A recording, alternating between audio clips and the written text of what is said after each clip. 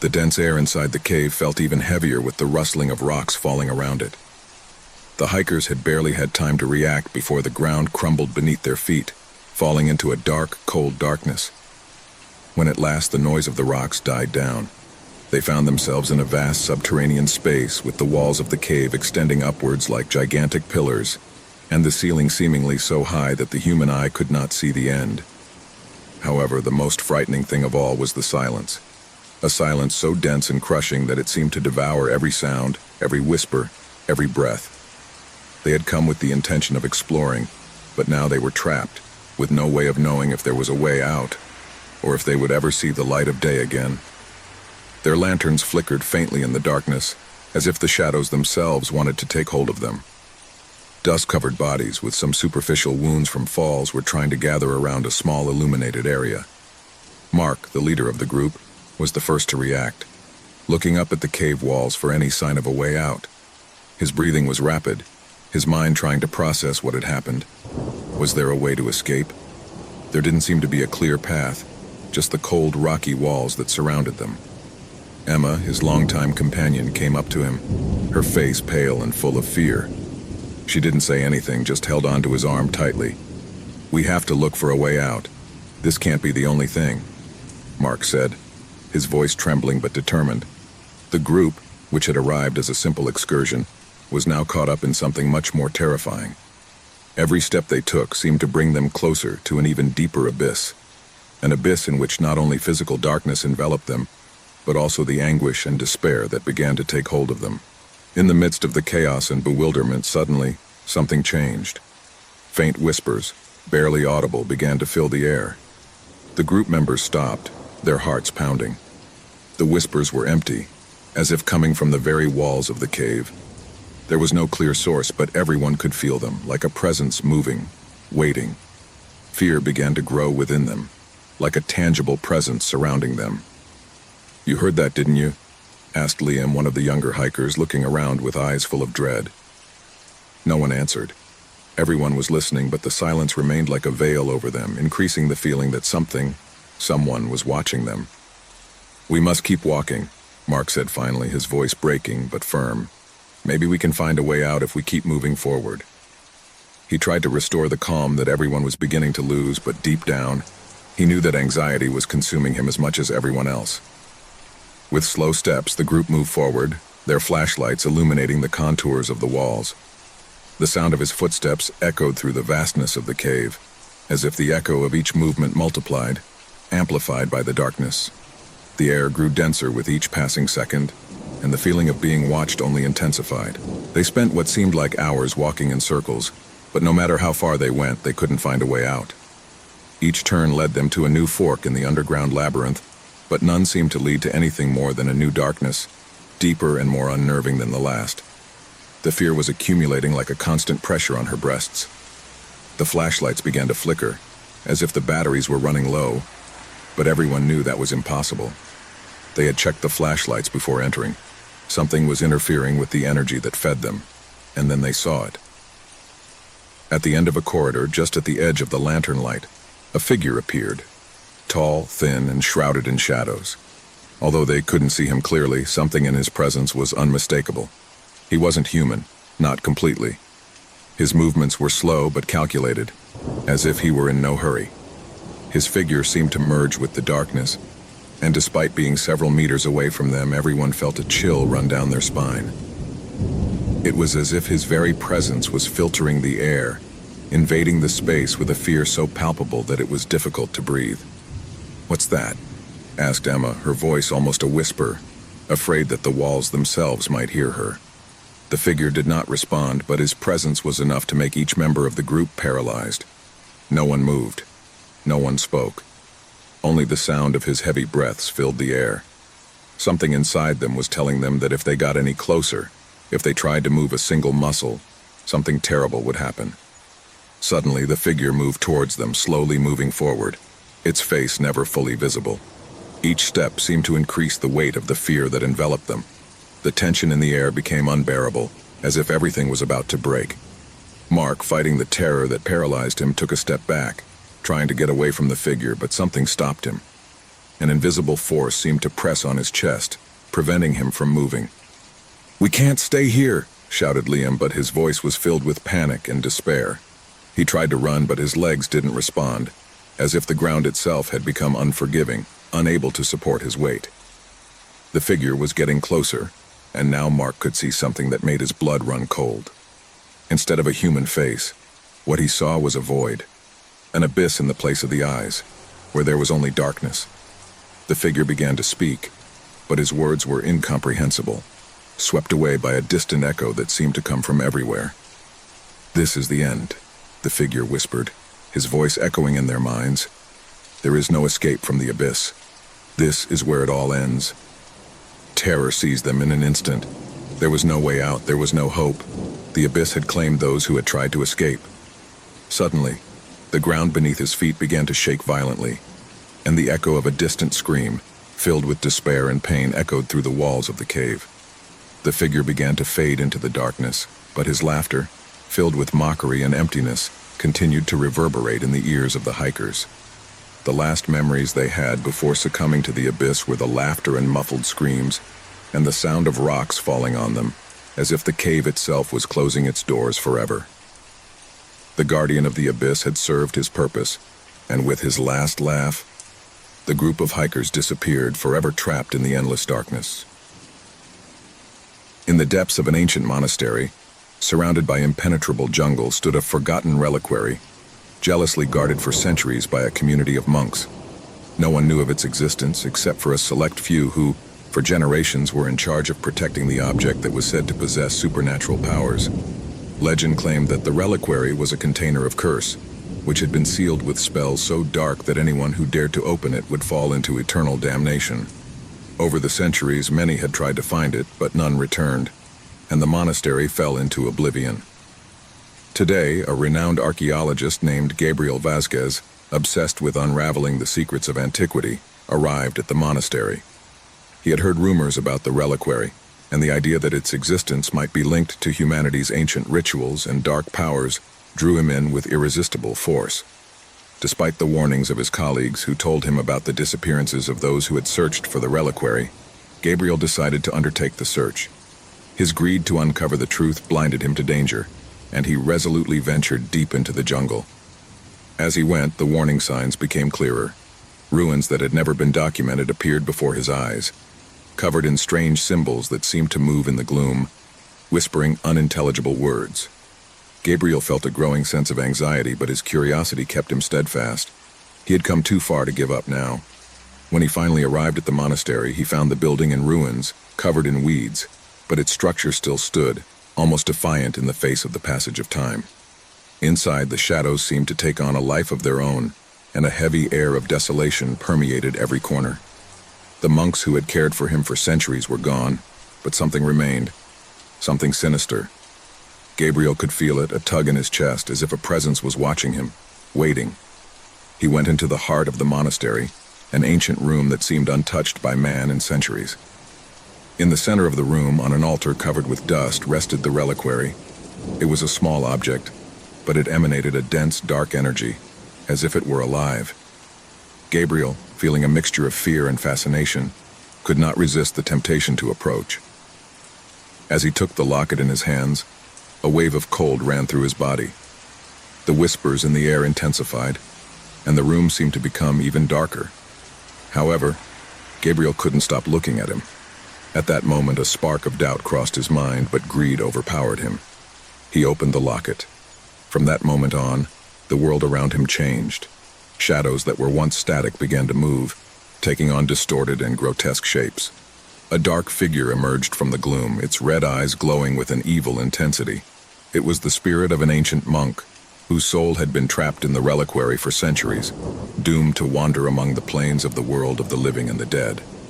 The spirit began to whisper words in a forgotten language, and Gabriel felt his soul tremble, as if the words themselves pierced his mind. The figure approached slowly, floating in the air, and its red eyes locked onto Gabriel's.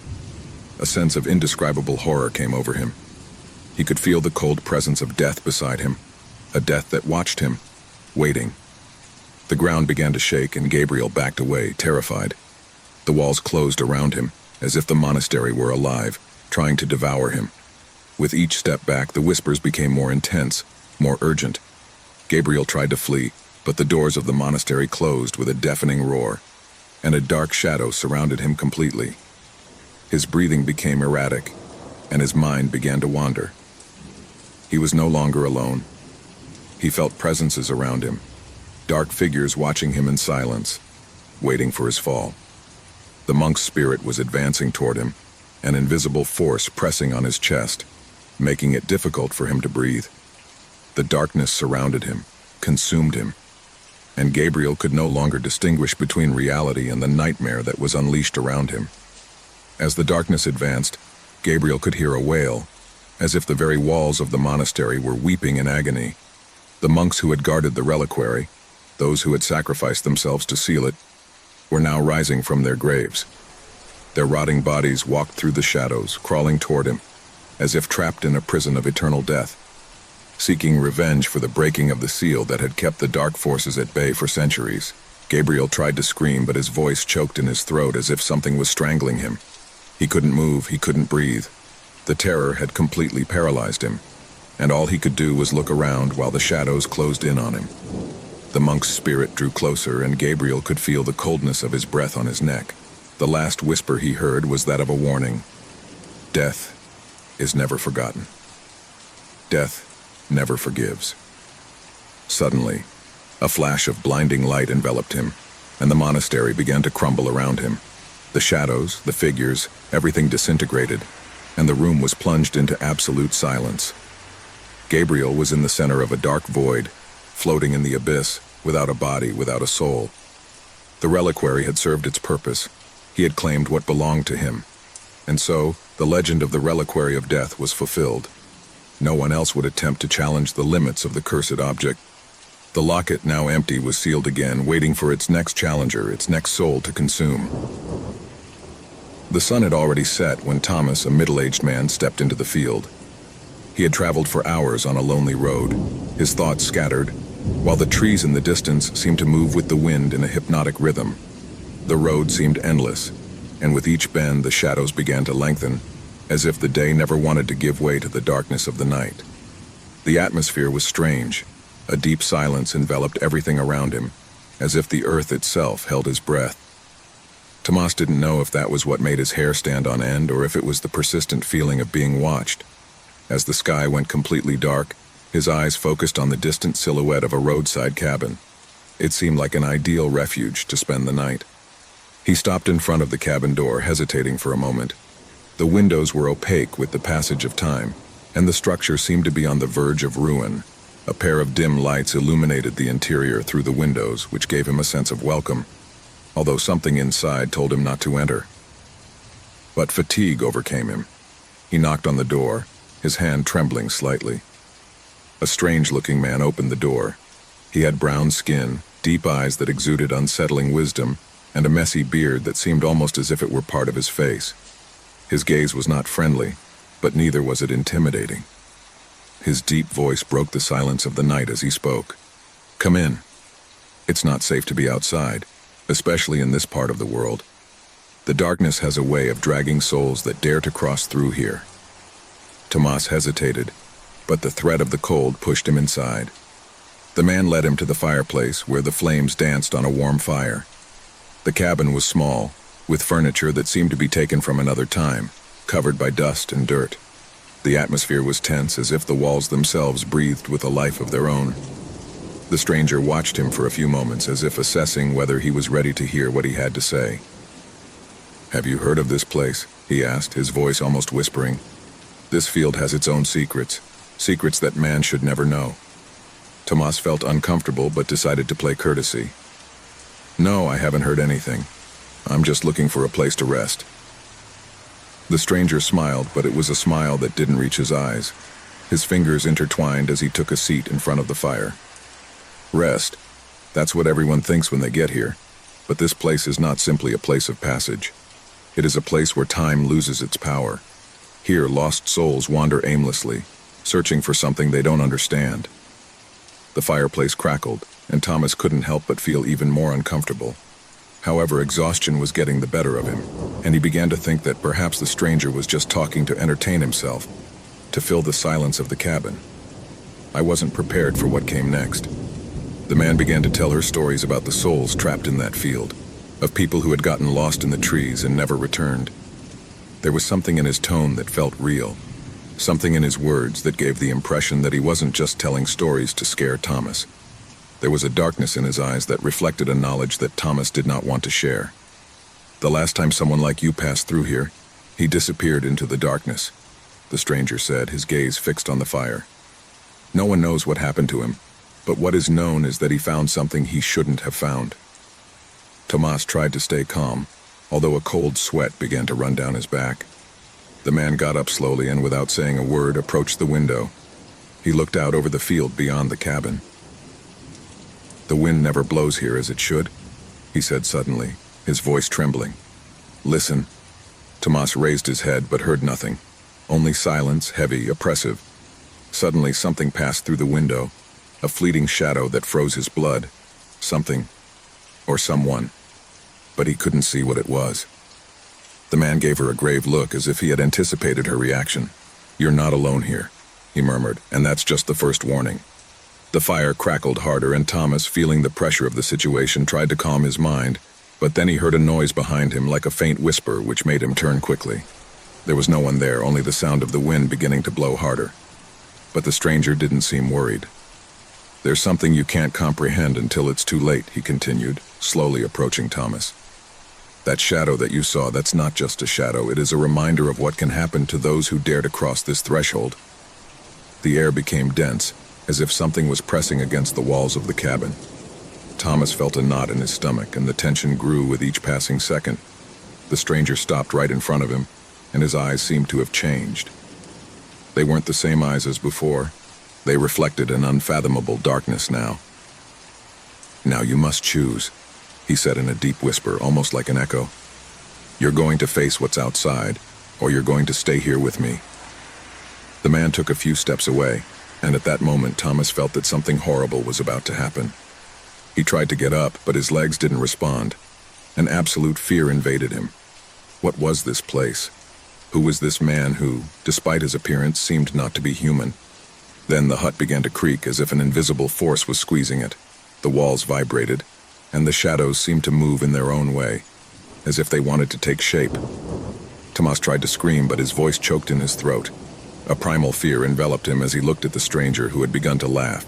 Not a human laugh, but something else, as if laughter itself came from the depths of the earth.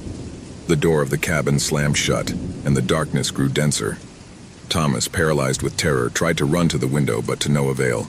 Something kept him there, trapped in that place, where time and reality seemed to have ceased to exist. At that moment, the stranger stepped forward and, with a slow, deliberate gesture, raised a hand. The air in the cabin became thick and warm, as if death itself was slipping through the corners. A shadow formed in the corner, growing rapidly, taking on human form. The man in front of Thomas was not simply an outsider. It was a being from the other side, an entity that had been waiting for the arrival of someone like him. Tomas watched, terrified, as the shadow began to advance slowly but with an indescribable presence. The stranger's laughter faded, and instead, an absolute silence surrounded him. The darkness swallowed the last glimmer of light that remained.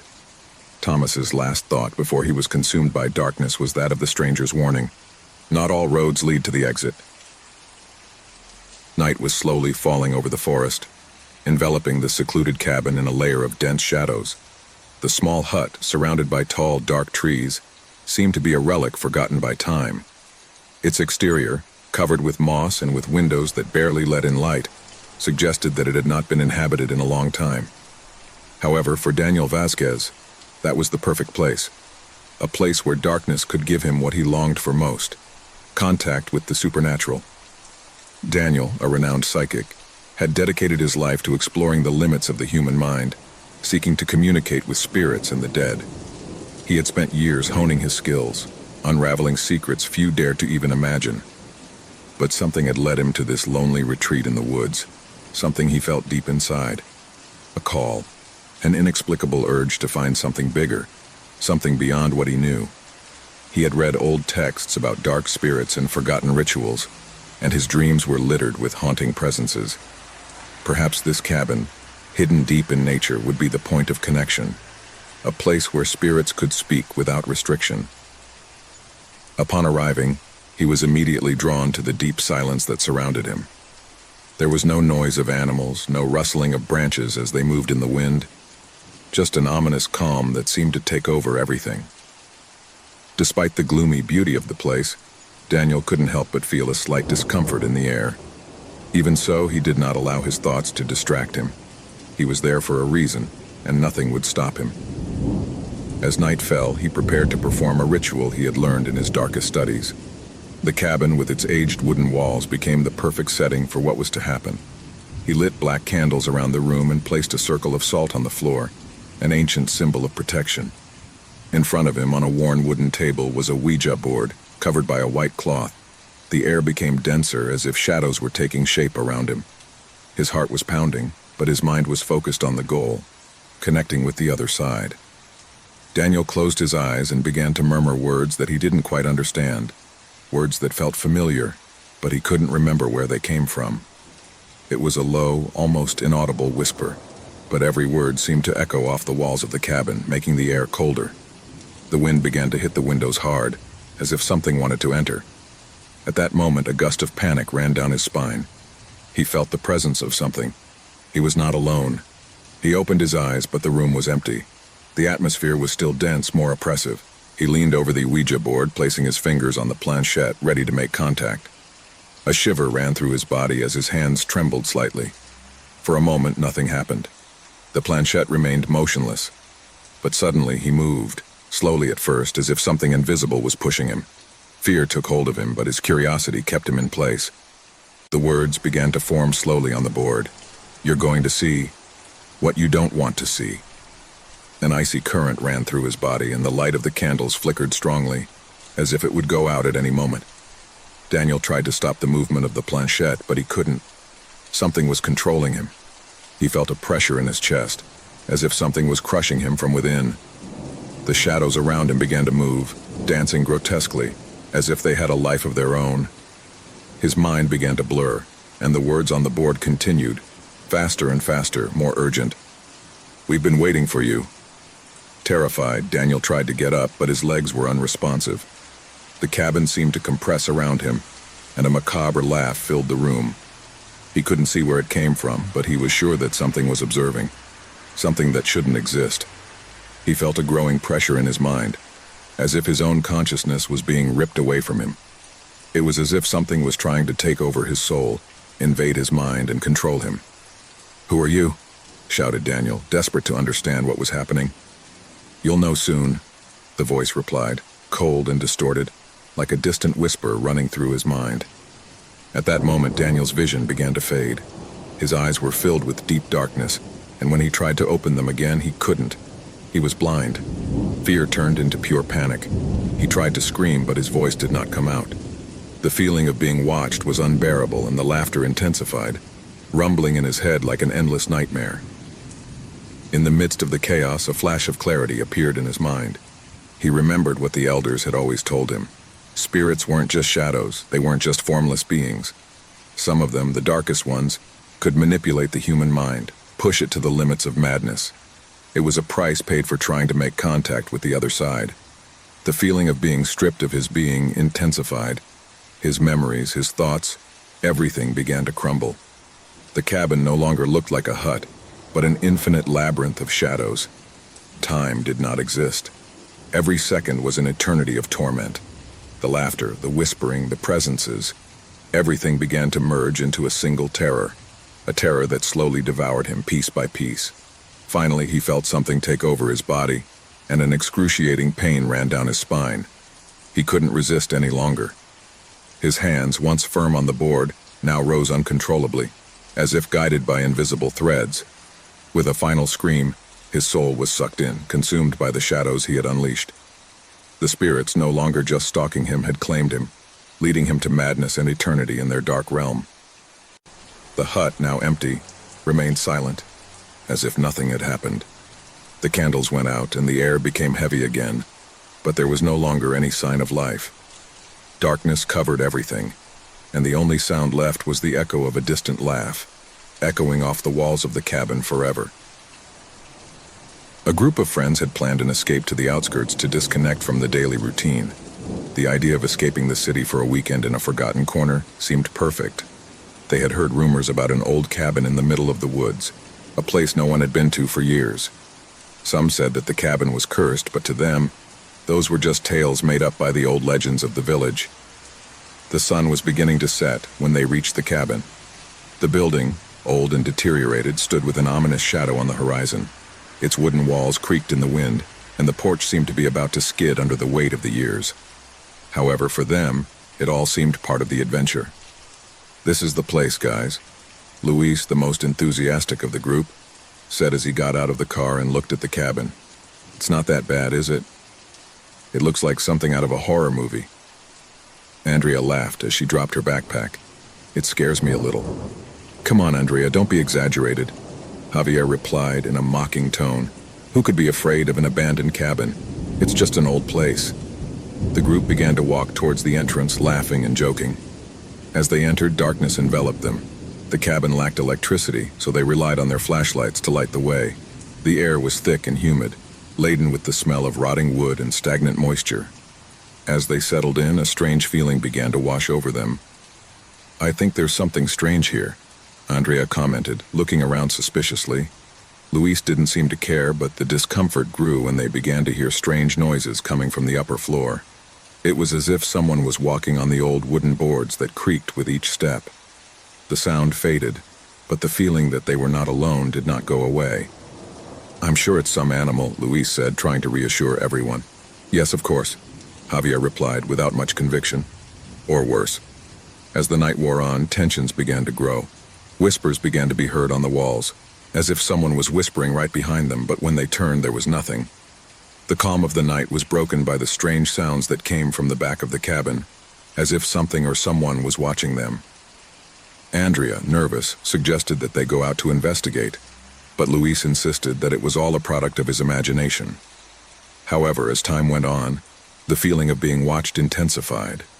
The sound of doors closing by themselves was unmistakable, and the cold in the cabin didn't seem to come from outside. Suddenly, Andrea's flashlight flickered and went out completely. He tried to turn it on again, but it was useless. The moment this happened, the voices became clearer, almost as if they were speaking directly to him. Friends began to panic. It wasn't normal for a flashlight to go out like that. "What the hell is going on here?" Javier said, his nerves running high. The answer came in the form of a loud bang on the front door. It was as if something or someone was trying to get in. The friends looked towards the entrance, paralyzed with fear, but the worst was yet to come. A dark shadow quickly crossed the window and a heart-rending scream echoed through the air. "Get out of here! Go now!" A raspy voice was heard from the other side of the cabin. Panic took hold of them and they ran to the stairs to try to get out as quickly as possible. However, when he went up, the house seemed to change. The stairs that once seemed normal now creaked ominously, and the corridors lengthened strangely. When they reached the second floor, the group was dumbfounded. The room that once seemed empty was now filled with strange and ancient objects, as if time had stopped. On one of the walls, a dust-covered mirror reflected more than just their own faces. Suddenly, something began to move on the surface, and a figure slowly emerged from the reflection. The silhouette was blurry, but something about it conveyed a sense of pure evil. The friends tried to back off, but the doors slammed shut, trapping them. "We can't go out!" Andrea shouted as she tried to open one of the doors, which now seemed impossible to move. Terrified, they began to look for answers. Luis, in an attempt to find a way out, opened a door that had remained closed. In doing so, he discovered a small secret room in which there was an old wooden box. Inside the box, they found a notebook with worn pages, full of symbols and written in an unknown language. This is not right," Luis said, his voice trembling as he leafed through the notebook. Meanwhile, Javier, for his part, approached the window of the room. In the reflection, he saw something terrifying, a dark figure sliding down the walls, a being that seemed not to be of this world. The figure was rapidly approaching and seemed to be heading towards him. A shiver ran down their spine as they realized they were no longer alone. Something, or someone, was stalking them. waiting for the right moment to catch them. The whispers intensified and the shadows began to take shape, as if the hut itself was alive and ready to devour them. The terror grew as the friends tried to get out of the cabin, but everything seemed to be against them. The doors, now sealed with something invisible, did not give way. A macabre laugh echoed through the air, as if an evil being was enjoying his suffering. Finally, after what seemed like an eternity, the notebook Luis had found began to burn on its own. The symbols on the pages lit up, and the shadows that filled the hut materialized into terrifying figures. This was not just an abandoned place. The cabin was home to an entity that had been waiting for them. One by one, the shadows pounced on the friends, plunging them into endless darkness. The whispers ceased, and the laughter faded. But the worst had come. The cabin had claimed their souls. And the next morning, when the sun's rays began to pass through the forest, the cabin seemed as usual, empty, uninhabited. No one dared to approach. However, if you looked closely, you could see blurred footprints on the ground, as if something or someone had walked in the night. The cabin was still there, waiting for the next unwary. After years immersed in the emptiness of loneliness, a man finds himself trapped in a cycle of anguish and silence that seems eternal. The house, an old and gloomy building, has been his only refuge, but it soon becomes his worst prison. The walls that had given him shelter become a constant threat, full of murmurs and whispers that grow with each passing day. As the nights lengthen and darkness takes over every corner of the house, the feeling of being watched intensifies. What starts as simple noises from the old house, the creaking of the woods, the hum of the pipes, turns into something much more disturbing. Man, who has lived for years apart from the world, begins to hear a voice. It's low and whispering, almost inaudible, but enough to chill the blood of anyone in its place. At first, he convinces himself that he is imagining things. Loneliness is driving him crazy. After all, I've never experienced anything like it before, but the voice doesn't stop. It doesn't matter how hard you try to ignore it, how loud the music is, or how tight you keep the windows. The whispers come in clearer and clearer, until finally they are heard as if they were a palpable presence, nestled within the very walls of the house. Those whispers don't seem to have an end. They seem to come from the cracks, from the inside of the rotting wood, from the very earth on which the house was built.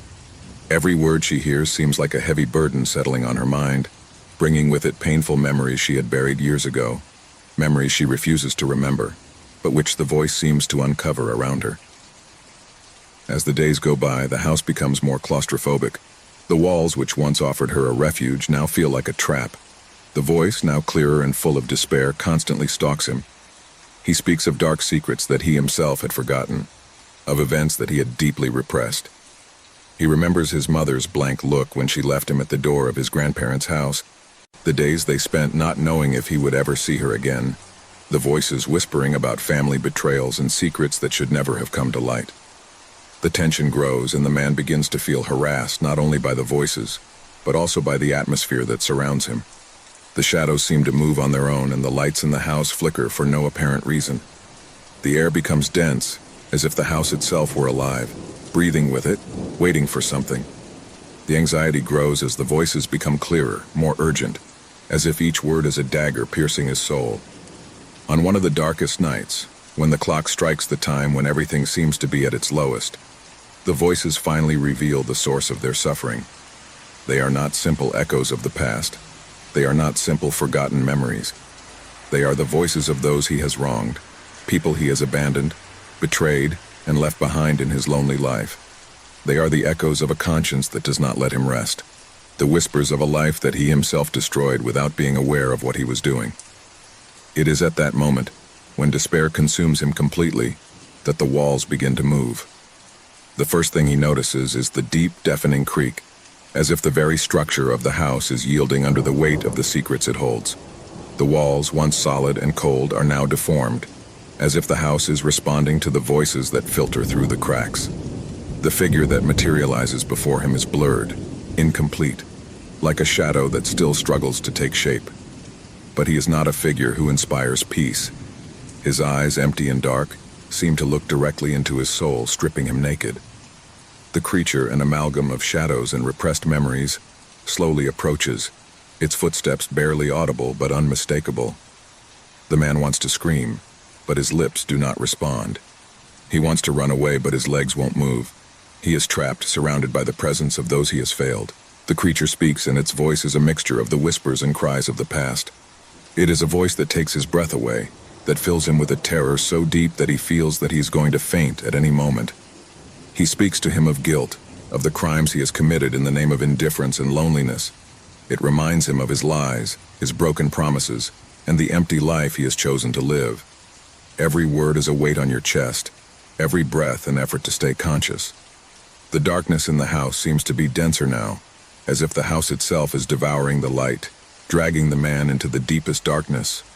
Memories of his mother, of his abandonment, of his lost childhood, strike him with such brutal force that he feels like he's falling apart. But he can't move. He can't escape. The creature shows him the scene he had never wanted to remember. He, as a child, looking out the window as his mother walks away with a sad smile on her face. There are no words between them, only a void that stretches between them, an abyss of silence that he could never fill. The figure stops right in front of him, and in an almost imperceptible whisper says, "It's your fault, this is all your fault." It is at that moment, when despair completely consumes him, that the man finally falls to the ground, his hands trembling as they cling to the weathered wood. Panic engulfs him, terror consumes him, and the truth finally hits him with full force. He can't escape his past. He can't escape the people he's left behind, the lives he's destroyed. The house, which was once his refuge, is now his grave. Man finds himself alone, surrounded by the shadows of the past, the echoes of those he has failed. The creature vanished, but its presence remains dormant, like a mark that follows it through the darkness. The walls, which were once the barriers of his solitary life, are now the bars of his condemnation. Finally, the house begins to creak, the sound ringing in her ears as the walls crumble around her. Darkness envelops him completely, and silence consumes him. Man will never be alone again, but the company he has now is that of his own demons, and there is no escape. The voice, the creature, the house, everything merges into an endless nightmare. Panic consumes him completely, and in the ultimate darkness, man finally understands what he has lost. And that's when the final whisper rings in his ears, a lament that will follow him for all eternity. A man named Marcos was in a small antique market on the outskirts of town, looking for something unique to decorate his house. He had visited several stores, but none of them seemed to offer what he was looking for. The sun was beginning to set, tinting the sky a faint orange, as soft light illuminated the old, dusty objects that lined the shelves. There was something special about that market, something that attracted the curious and lovers of the old. However, she did not know that that afternoon would change her life forever. In the far corner of the antique store, something caught his eye. It was a mirror covered with a black velvet cloth. Its frame, carved from dark wood, seemed centuries old. But what really captivated Mark was the strange energy emanating from it. Without thinking much, he approached and, with a fearful gesture, lifted the cloth that covered him. The first thing he noticed was the reflection. The mirror did not show the antique shop as one would expect. Instead, it reflected a dark corridor covered in shadows. It was as if, somehow, the mirror was a portal to another place, a place that had nothing to do with the reality I knew. The salesman, a strange-looking and aged man, observed Marcos's reaction. "That mirror, it has a history. He's not like the others," she said in a raspy voice. "It is said that it shows what we do not want to see, what we fear." Mark, intrigued by the mysterious warning, asked more, but the man simply waved his hand. "What you see cannot be erased. If you decide to take it, don't go back to me for answers." Without thinking about it any longer, Marcos paid the price and took the mirror, ignorant of what awaited him. From the moment she placed him in her house, a sense of unease began to wash over her. It was as if something was constantly watching him. I couldn't stop looking at the mirror, but as I did, I began to feel a presence. At first, it was just a whisper in his mind, a passing sensation that he quickly dismissed as suggested by the salesman's story. But as night fell, things began to change. As the daylight faded and darkness invaded his home, he began to notice something strange in the reflection of the mirror. A movement, something that slipped through the shadows of that corridor that appeared in the glass. It wasn't something clear or defined, but something was definitely moving, something that shouldn't be there. Mark, with a mixture of curiosity and terror, approached the mirror, observing more closely. It was then that he saw her for the first time. A female figure, her face obscured by long dark hair, appeared in the reflection. His body was on its back, but his movements were unsettling, as if he was slowly walking towards him, unhurriedly. Fear took hold of him, but the worst was yet to come. Each night, as I looked in the mirror, the figure began to get closer and closer, until the time came when I could clearly see his face.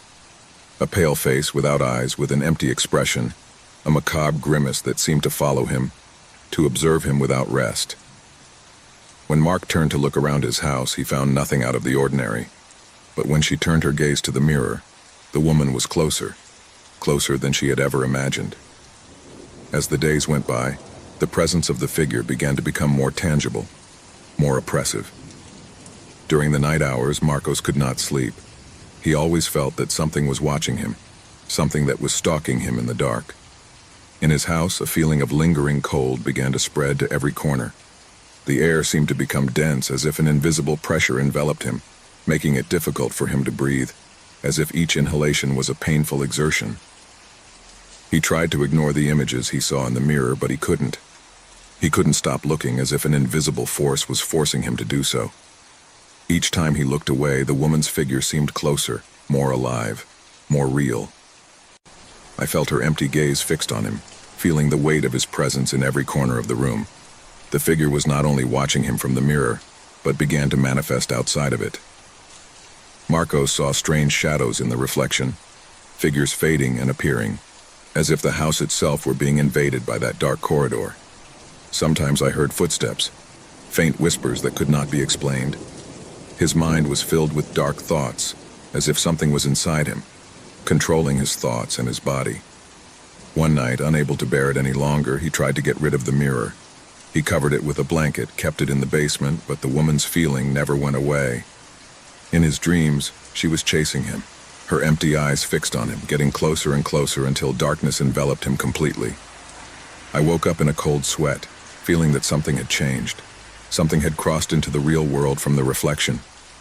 That's when the figure began to speak, a soft, almost whispering voice that didn't come from any physical place, but that he could hear clearly in his mind. "I've been watching you, Marcos. I followed you from the moment you first looked at me. You're mine now, and you always will be." The words completely froze him. Each night, the visits became more frequent, and the woman's presence began to take on a more solid shape. Terror consumed him, but there was no escape. In the mirrors of each room, the woman appeared, always closer, always more threatening. He began to lose track of time. He spent his nights staring at the reflection, caught by its empty gaze, as if something inside him was holding him captive. The shadows grew longer in every corner of the house, and fear enveloped him more with each passing hour. One afternoon, while he was in front of the mirror, Marcos saw something he never imagined. The woman's figure began to come out of the reflection. First, his fingers touching the glass, then a full hand, until the figure completely slid into the real world. His skin was cold, his body thin and twisted, as if he were a shadow in human form. His face was completely empty, with no eyes, but his lips curled into a malevolent smile. Marcos tried to scream, but his voice choked in his throat. He couldn't move, he couldn't escape. The woman approached him, her cold and long fingers touching his face, caressing his skin as if it were a macabre caress. He could feel the chill of her presence enveloping him, an indescribable sense of terror paralyzing him, as if he were trapped in a nightmare that would never end. The figure spoke again, his voice now louder, deeper. "Now you are mine forever. You'll never escape me. You are condemned to live in my reflection." Marcos tried to move away, but his body was no longer responding. Darkness surrounded him, and the figure dragged him into the mirror. Their screams were silenced, and the house fell into a deadly silence. From that moment on, no one saw Marcos again. The house was empty, his mirror there in the same place where he had left it. The reflection, as always, showed that dark corridor, with a female figure walking slowly, getting closer and closer, a presence that stalked those who dared to look. The eyeless woman continued her journey like a shadow that never goes out, always waiting for the next victim who dared to buy the mirror. The antiques market still exists, but no one remembers the man who disappeared in the reflection, nor the warning he left behind. The mirror is still waiting, hidden in a corner, with the figure of the lady watching those who approach, waiting for the right moment to come out again. There was something about the old university that had always troubled Javier. It was a place steeped in history, where the corridors stretched as if they had no end, and the walls whispered forgotten secrets. He had studied there for years, but he had always felt that something strange was hiding behind its ancient walls, something that could not be seen, but could be perceived. His curiosity as a student of history had led him to investigate every corner of that building. However, what he would discover that afternoon would change his life forever. Javier had been trapped in the library until late, as he often did when he couldn't stop studying. He was reviewing some old documents on the history of the university when, among the dusty pages of an old book, something fell to the floor. He bent down to pick it up and found a small key, made of a strange, opaque, almost black metal. It was heavy in his hands, and the feeling it conveyed was not of something ordinary. A strange feeling of uneasiness took hold of his body, a pressure in his chest that he could not explain. Despite the strange vibration emitted by the key, his curiosity got the better of him. He decided to keep it in his backpack, not knowing what connection it would have with what he was about to experience. That night, as he was returning to his room, Javier passed near a corridor that had always seemed desolate and gloomy to him. It was located in an old wing of the university that was rarely visited by students. The hallway was dimly lit by warm light lamps that created eerie shadows on the stone walls. At first, he didn't pay much attention to it, but something stopped him. He looked at a door at the end of the hall, a door he had never noticed before. She was almost hidden by a heavy curtain that fell to the floor, and the key in her hand seemed to whisper to her. He felt he had to get closer. The air was thick and cold as Javier approached the door. He didn't know why, but he felt like his heart was beating faster. With a trembling hand, he took the key out of his backpack and inserted it into the lock.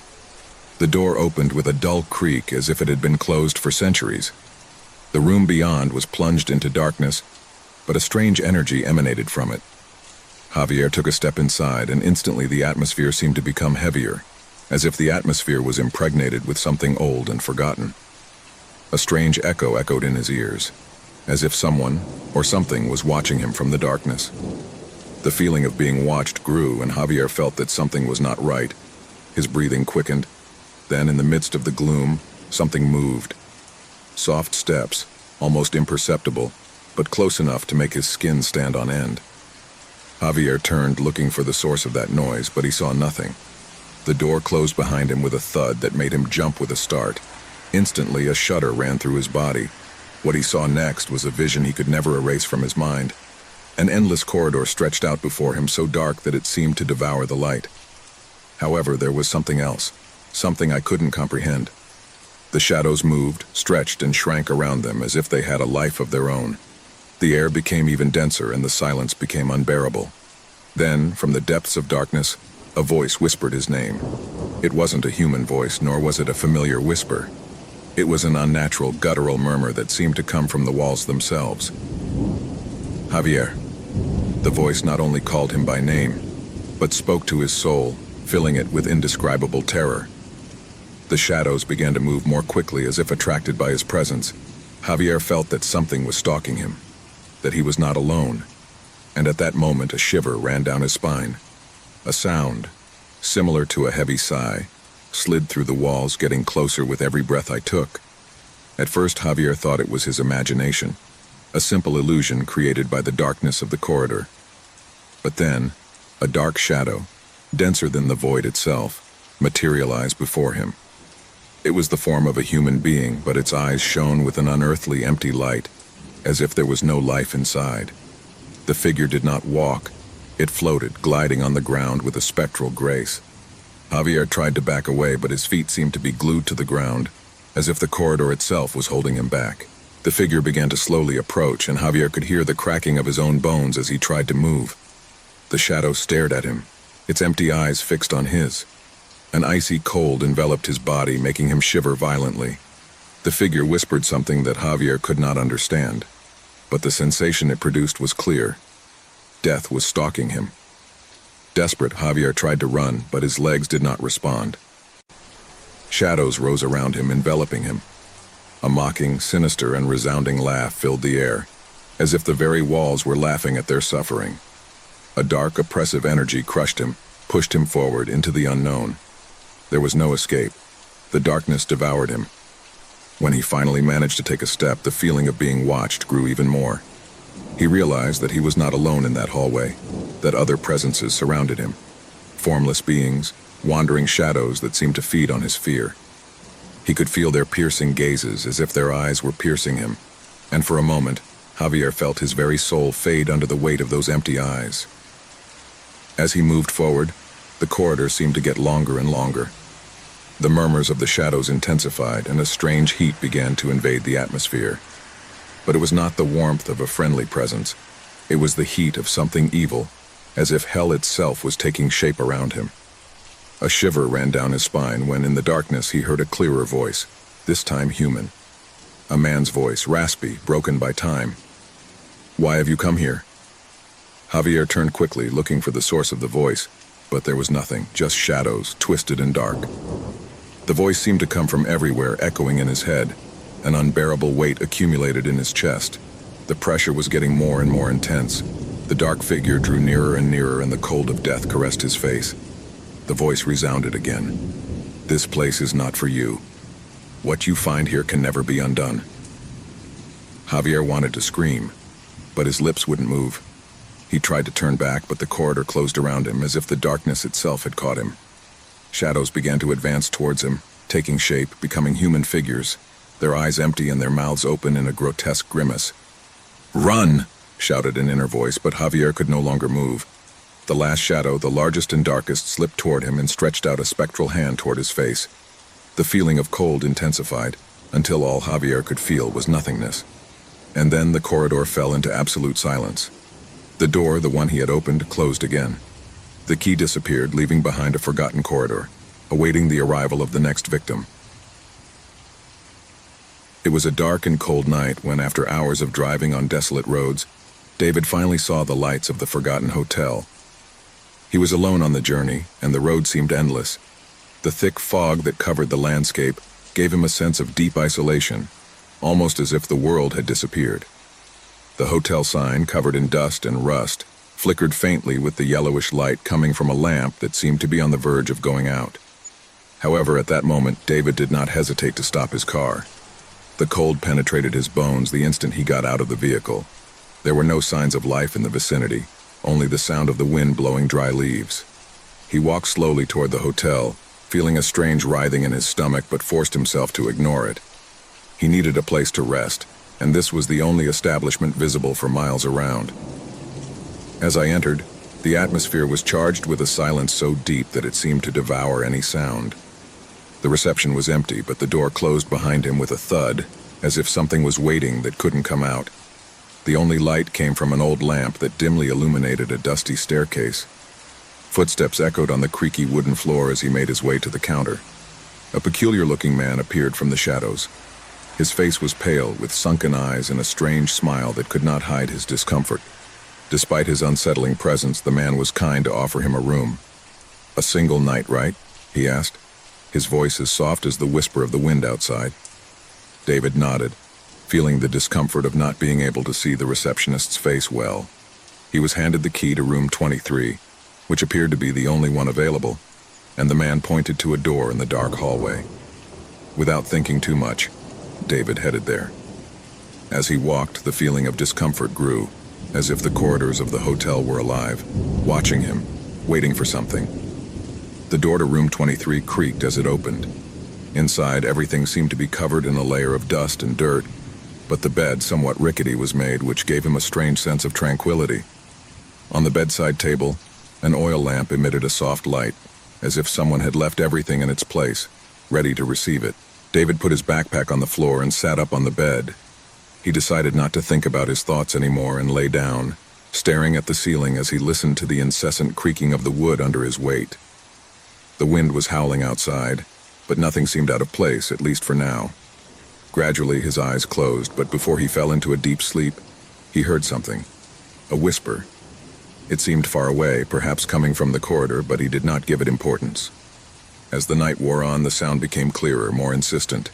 It was a low murmur, as if someone were speaking in a low voice, barely audible but constant. David tried to ignore it and covered his head with his pillow.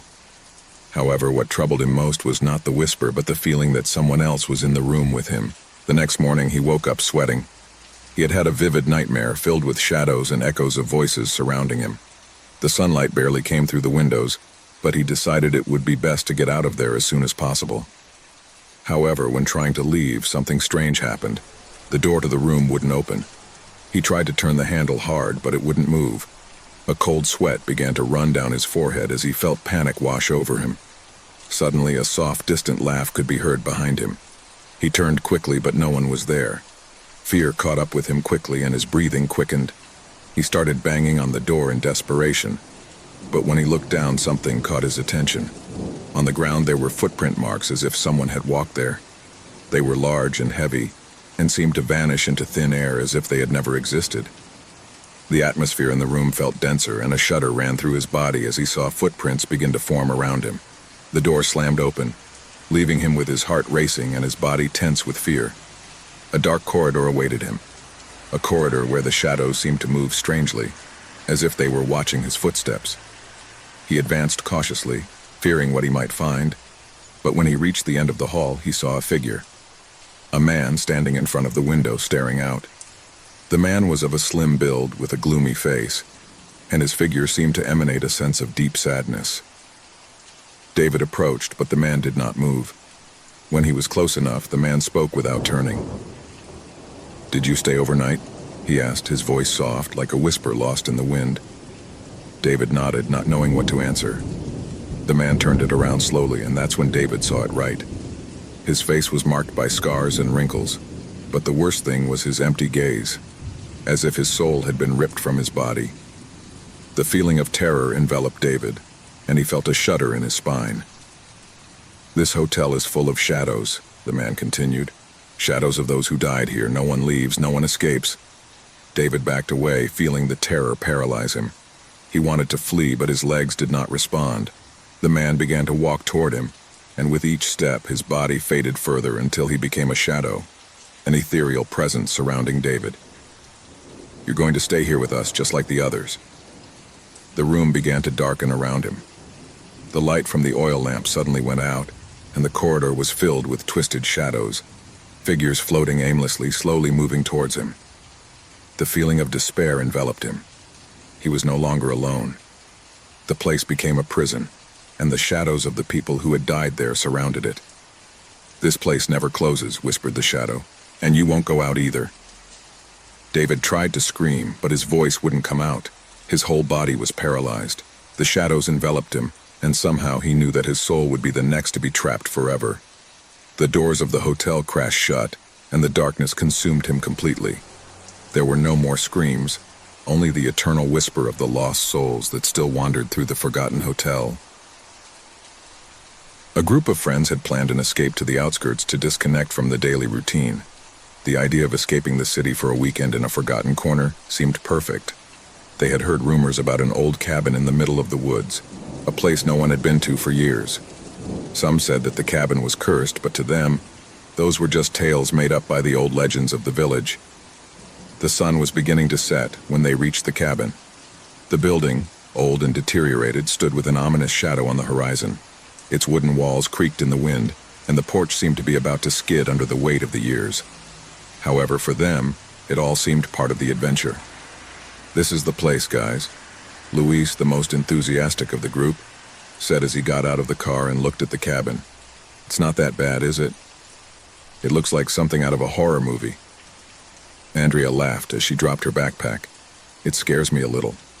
"Come on, Andrea, don't be exaggerated," Javier replied in a mocking tone. "Who could be afraid of an abandoned cabin? It's just an old place." The group began to walk towards the entrance, laughing and joking. As they entered, darkness enveloped them. The cabin lacked electricity, so they relied on their flashlights to light the way. The air was thick and humid, laden with the smell of rotting wood and stagnant moisture. As they settled in, a strange feeling began to wash over them. "I think there's something strange here," Andrea commented, looking around suspiciously. Luis didn't seem to care, but the discomfort grew when they began to hear strange noises coming from the upper floor. It was as if someone was walking on the old wooden boards that creaked with each step.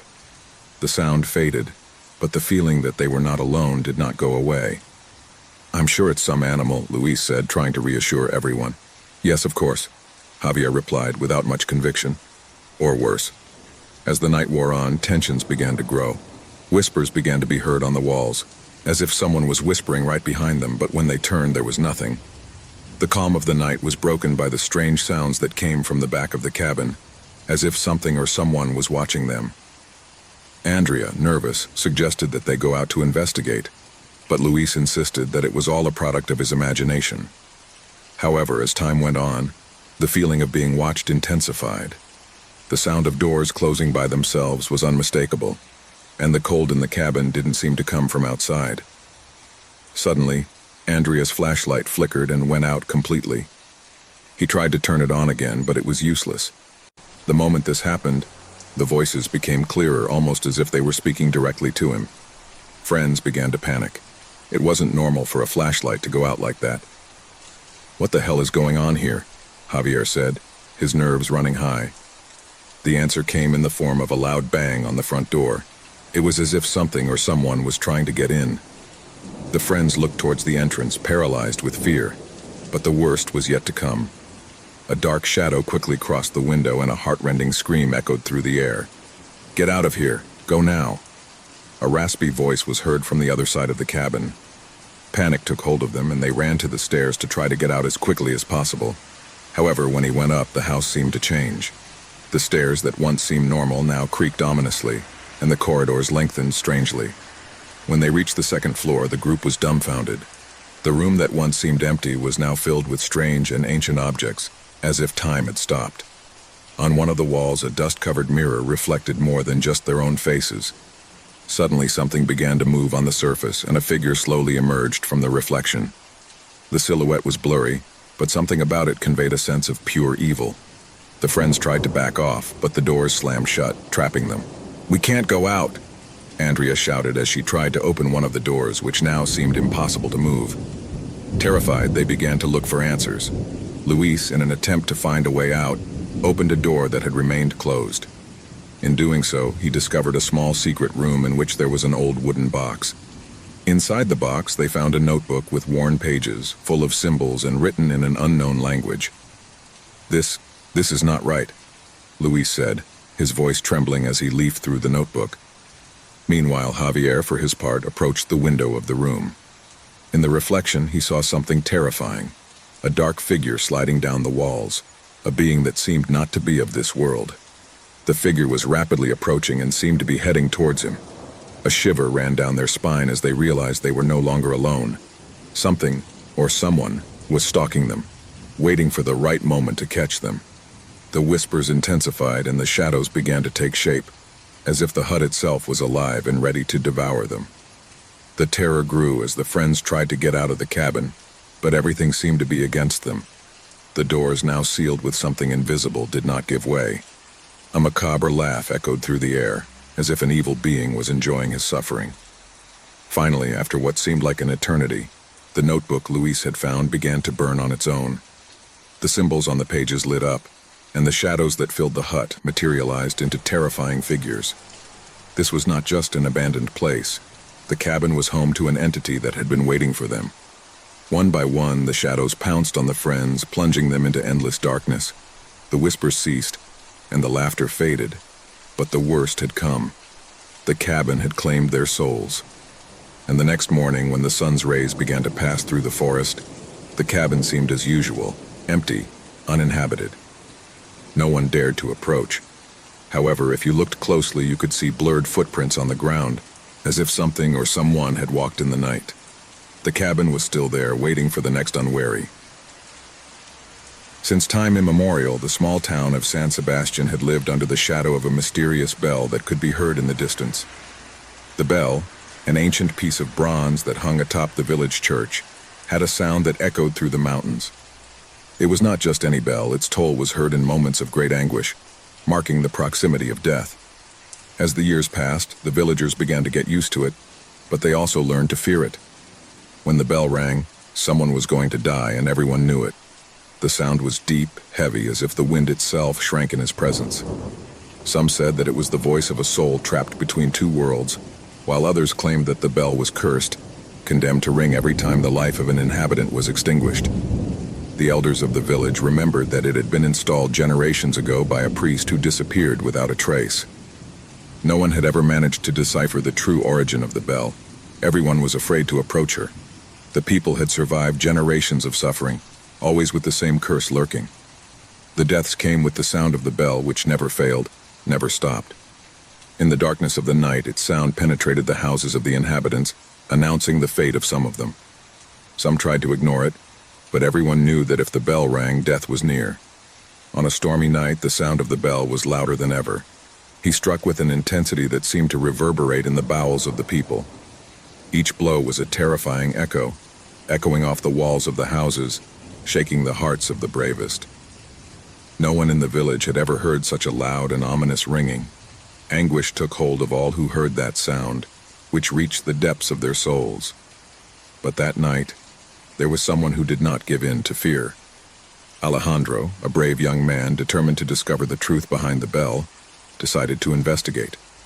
He had heard many stories and legends about his origin, but the need for answers had led him to challenge superstitions. As the storm raged, Alejandro left his house with a flashlight in hand. I knew something wasn't right, but I was willing to face the unknown. The streets of the town were deserted, the windows closed and the doors barred. The houses, normally full of life, had become mausoleums, all the inhabitants fearful of the bell. Alejandro walked through the deserted alleys, the wind whipping his face, but he did not hesitate. The church, which stood like a dark giant on the top of the hill, was waiting for him. I knew that there I would find the answer. The bell could not be the only mystery in that place. Something else was hidden. Something else was waiting to be revealed. As he ascended the steep path that led to the church, the fog thickened, enveloping everything around him. The light of the lantern trembled with every step he took, as if darkness were trying to swallow everything in its path. The sound of the bell kept ringing louder and louder, closer and closer.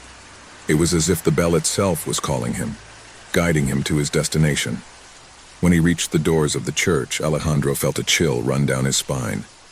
The doors, which had always been closed, were now ajar, as if they were waiting for him. Without thinking, he pushed the door hard, and as he crossed the threshold, the cold air enveloped him. The church, normally a place of peace, was now plunged into dense darkness. There was no light except for Alexander's lantern, which struggled to light the way. The sound of the bell seemed to come from deep within the church. Alexander walked slowly toward the altar, his footsteps echoing on the stone floor. As he advanced, the darkness seemed to take on a life of its own, as if shadows were watching his every move. The walls of the church rose like giants, and the roof seemed to crumble above his head. The figures carved into the stone, the statues of the saints, looked strange, deformed by the darkness. Finally, he reached the altar where the bell hung overhead just above a stone pedestal. It was huge, its size huge, and its presence overwhelming. There were no visible strings or mechanisms, and yet the bell kept ringing, non-stop. Alexander, paralyzed with terror, looked up at the altar and saw something that made him shudder. An old book, covered in dust and dark stains, rested on the pedestal. A pale glow emanated from its pages. With trembling hands, Alejandro brought the lantern closer to the book. When he opened it, a feeling of discomfort invaded him, as if the church itself breathed with him.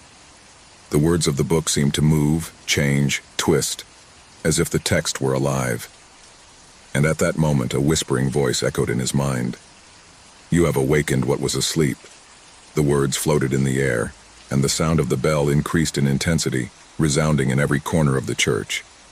The temperature dropped rapidly, and Alejandro felt a pressure in his chest, as if something invisible was crushing him. The book lit up with a sinister glow, and the shadows on the walls began to move, to lengthen, as if they were coming to life. In an instant, the altar was transformed. What was once a sacred space became a prison. A gigantic shadow emerged from the darkness, a spectral figure, his face diffuse but full of evil. His eyes flashed with a red light, as if he was looking through Alexander's soul. The figure approached slowly, floating in the air, and with each step it took, the bell rang louder as if its tolling marked the end of time.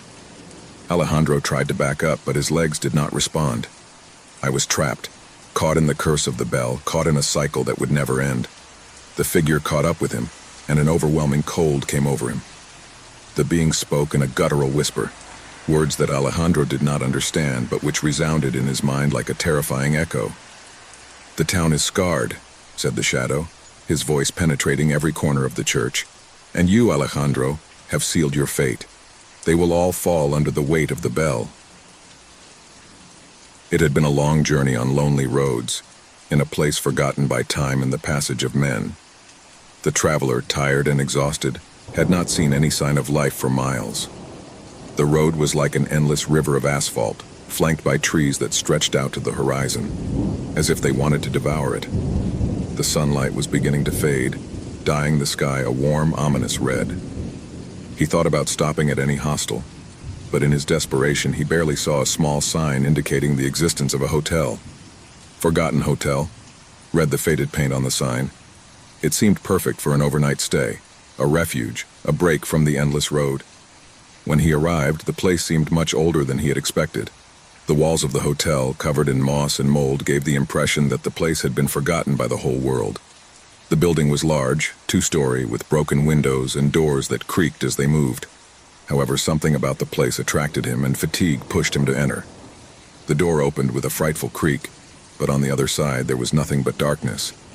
He hesitated for a moment, but then the need for rest overcame logic. He pushed open the door, which slowly gave way, revealing the hall. The front desk was dark, with only a dim light flickering over the counter. A strange-looking man with an aged face and an expressionless gaze was sitting behind the counter. He didn't say anything, just looked up and gave him a room key. The traveler accepted it with an uncomfortable feeling in his stomach. The atmosphere was strange, as if time did not exist within the walls of the hotel. He climbed the stairs, feeling the weight of the stairs creak beneath his feet. When he reached the hallway, he realized that the walls were covered with old photographs, but not the typical family photographs. No, they showed strange and distorted faces, people with empty eyes and disconcerting expressions. Somehow, those images seemed familiar, as if they were staring at him. However, he kept going, ignoring a sensation that he couldn't shake. The room was small, with an aged-looking wooden bed and a window that looked out onto a desolate landscape, as if the world were just an endless expanse of gray land. The lamp flickered, and when he turned off the light, the room was plunged into deep darkness. But something wasn't right. There was a smell of humidity and something else in the air. Something he couldn't identify, something that made him uncomfortable. He went to bed, but he couldn't sleep. Shadows seemed to move around the room, slipping through cracks in the walls and ceiling. He got up, and as he approached the window, he looked more closely at the outside. There was no movement in the landscape, but something in the distance caught his attention. A figure standing in the middle of the field, motionless, looking towards the hotel. The figure looked human, but its posture was strange, as if it was unnatural. The traveler looked away, feeling a twinge in his chest, but when he looked again, the figure had disappeared. Restlessness began to take hold of him, and he decided to leave the room. He returned to the corridor, where the old portrait seemed to look at him with more intensity. Upon arriving at the lobby, he noticed that the man at the front desk was no longer there. Instead, a door was ajar, and on the other side, a light flickered faintly. Intrigued, he walked over and pushed her cautiously. What he saw took his breath away. In the room was a wooden table covered with dust, and on it an old photo album. He approached and opened it. The photos were from previous hotel guests, but something was wrong. The people in the photos did not have full faces. Their eyes were hollow, empty, and their smiles distorted. On the last page, one photo in particular made his blood run cold. It was him. He was in the picture, even though he had never been there before. The image showed his face with empty eyes and a macabre smile that froze his soul. Suddenly, the ground beneath his feet began to creak, and a deafening sound, like a murmur of whispering voices, filled the air. The walls began to shake, and the traveler felt as if the shadows in the corridor surrounded him. In horror, he noticed that the figures in the photos seemed to come to life, their empty eyes fixed on him as their lips formed mute words. Suddenly, one of the figures detached from the photo and dissolved into a dark fog that began to envelop him. Fear invaded him completely. He ran to the door, but before he could reach it, the figure in the photograph appeared before him, now a grim specter, with a sinister smile that seemed to mock his despair. The figure stretched out its hand towards him, and the traveler, unable to move, felt as if the air were escaping from his lungs. Every corner of the hotel was filled with voices whispering dark secrets about everyone who had been there before him. The hotel's former guests, Those who had disappeared without a trace were now part of an eternal curse. The traveler, in his attempt to escape, ran to the exit, but in the hall he saw the walls crumble, photographs falling from the walls, and figures in the photos sliding toward him closer and closer. He tried to open the door, but it was sealed, trapped inside the hotel. In a last-ditch attempt to find a way out, he stepped into the darkness of the hallway, but the sound of whispering voices surrounded him completely. All he could hear was a distant echo, one last warning. No one leaves this hotel. The hotel, that crumbling construction that seemed to be on the edge of nowhere, swallowed the traveler, and his soul was trapped next to the former guests, condemned to repeat their agony over and over again. The shadows of the hotel continued to lurk, awaiting the arrival of another lone traveler who would fall into its trap, unable to escape the horrors that lurked within its walls. The cabin was located deep in a dense forest where the echo of the wind seemed to be silenced as it moved through the trees. No one bothered to come this way, and that was exactly what made the place ideal for the party they had planned. A group of friends, between laughter and jokes, had decided to get away from it all, disconnect from the noise of the city, and spend a weekend with friends. No one imagined that this choice would be the worst mistake of their lives.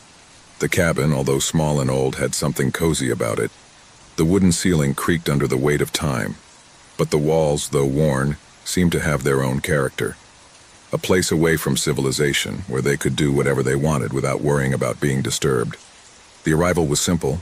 The car went up a steep dirt road, and when they finally arrived, they all went out in unison, eager to see the place. Laughter filled the air as they unloaded their suitcases and settled into the space. Night after night, the group became more and more relaxed. They talked about everything: old stories, anecdotes, rumors that were told about that part of the forest. But no one at the time stopped to think about the meaning of those stories. The idea that the place was marked by something strange, something they shouldn't have touched, was just superstition. That night, the temperature had dropped dramatically. The flames of the fire crackled, warming the central room where they stood. Candlelight flickered, creating shadows that danced against the walls, and laughter followed one after another, while the group played a board game without worrying about time. It was a typical winter night in the woods, but when the conversation began to wane, something in the air changed. The breeze that was once gentle transformed into a strange whisper, as if something was watching. They all felt it at the same time, like a chill running down their spine. "Did you hear that?" one of the girls asked, her voice hesitant. The others were silent, trying to catch that sound that had frozen their skin. A crunch, a whisper. Something was moving outside the cabin. "It's just the wind," one of the boys tried to reassure them, but his voice didn't sound convinced. Suddenly, the candles shook as if a gust of wind had touched them, but the windows were closed. In an instant, the darkness of the night grew denser, and the sound of the rustling branches intensified, as if the forest itself began to approach them. That's when something strange happened. The moon, which had previously been seen through the window, disappeared completely, plunging everything into impenetrable darkness. The hut, which until that moment seemed safe, now felt vulnerable, as if nature itself had ceased to protect it. "What happened to the moon?" asked a girl in a trembling voice, looking up at the sky. The darkness was so deep that not even the stars were visible. "It must be an eclipse," one of the boys suggested, but his tone didn't convince anyone.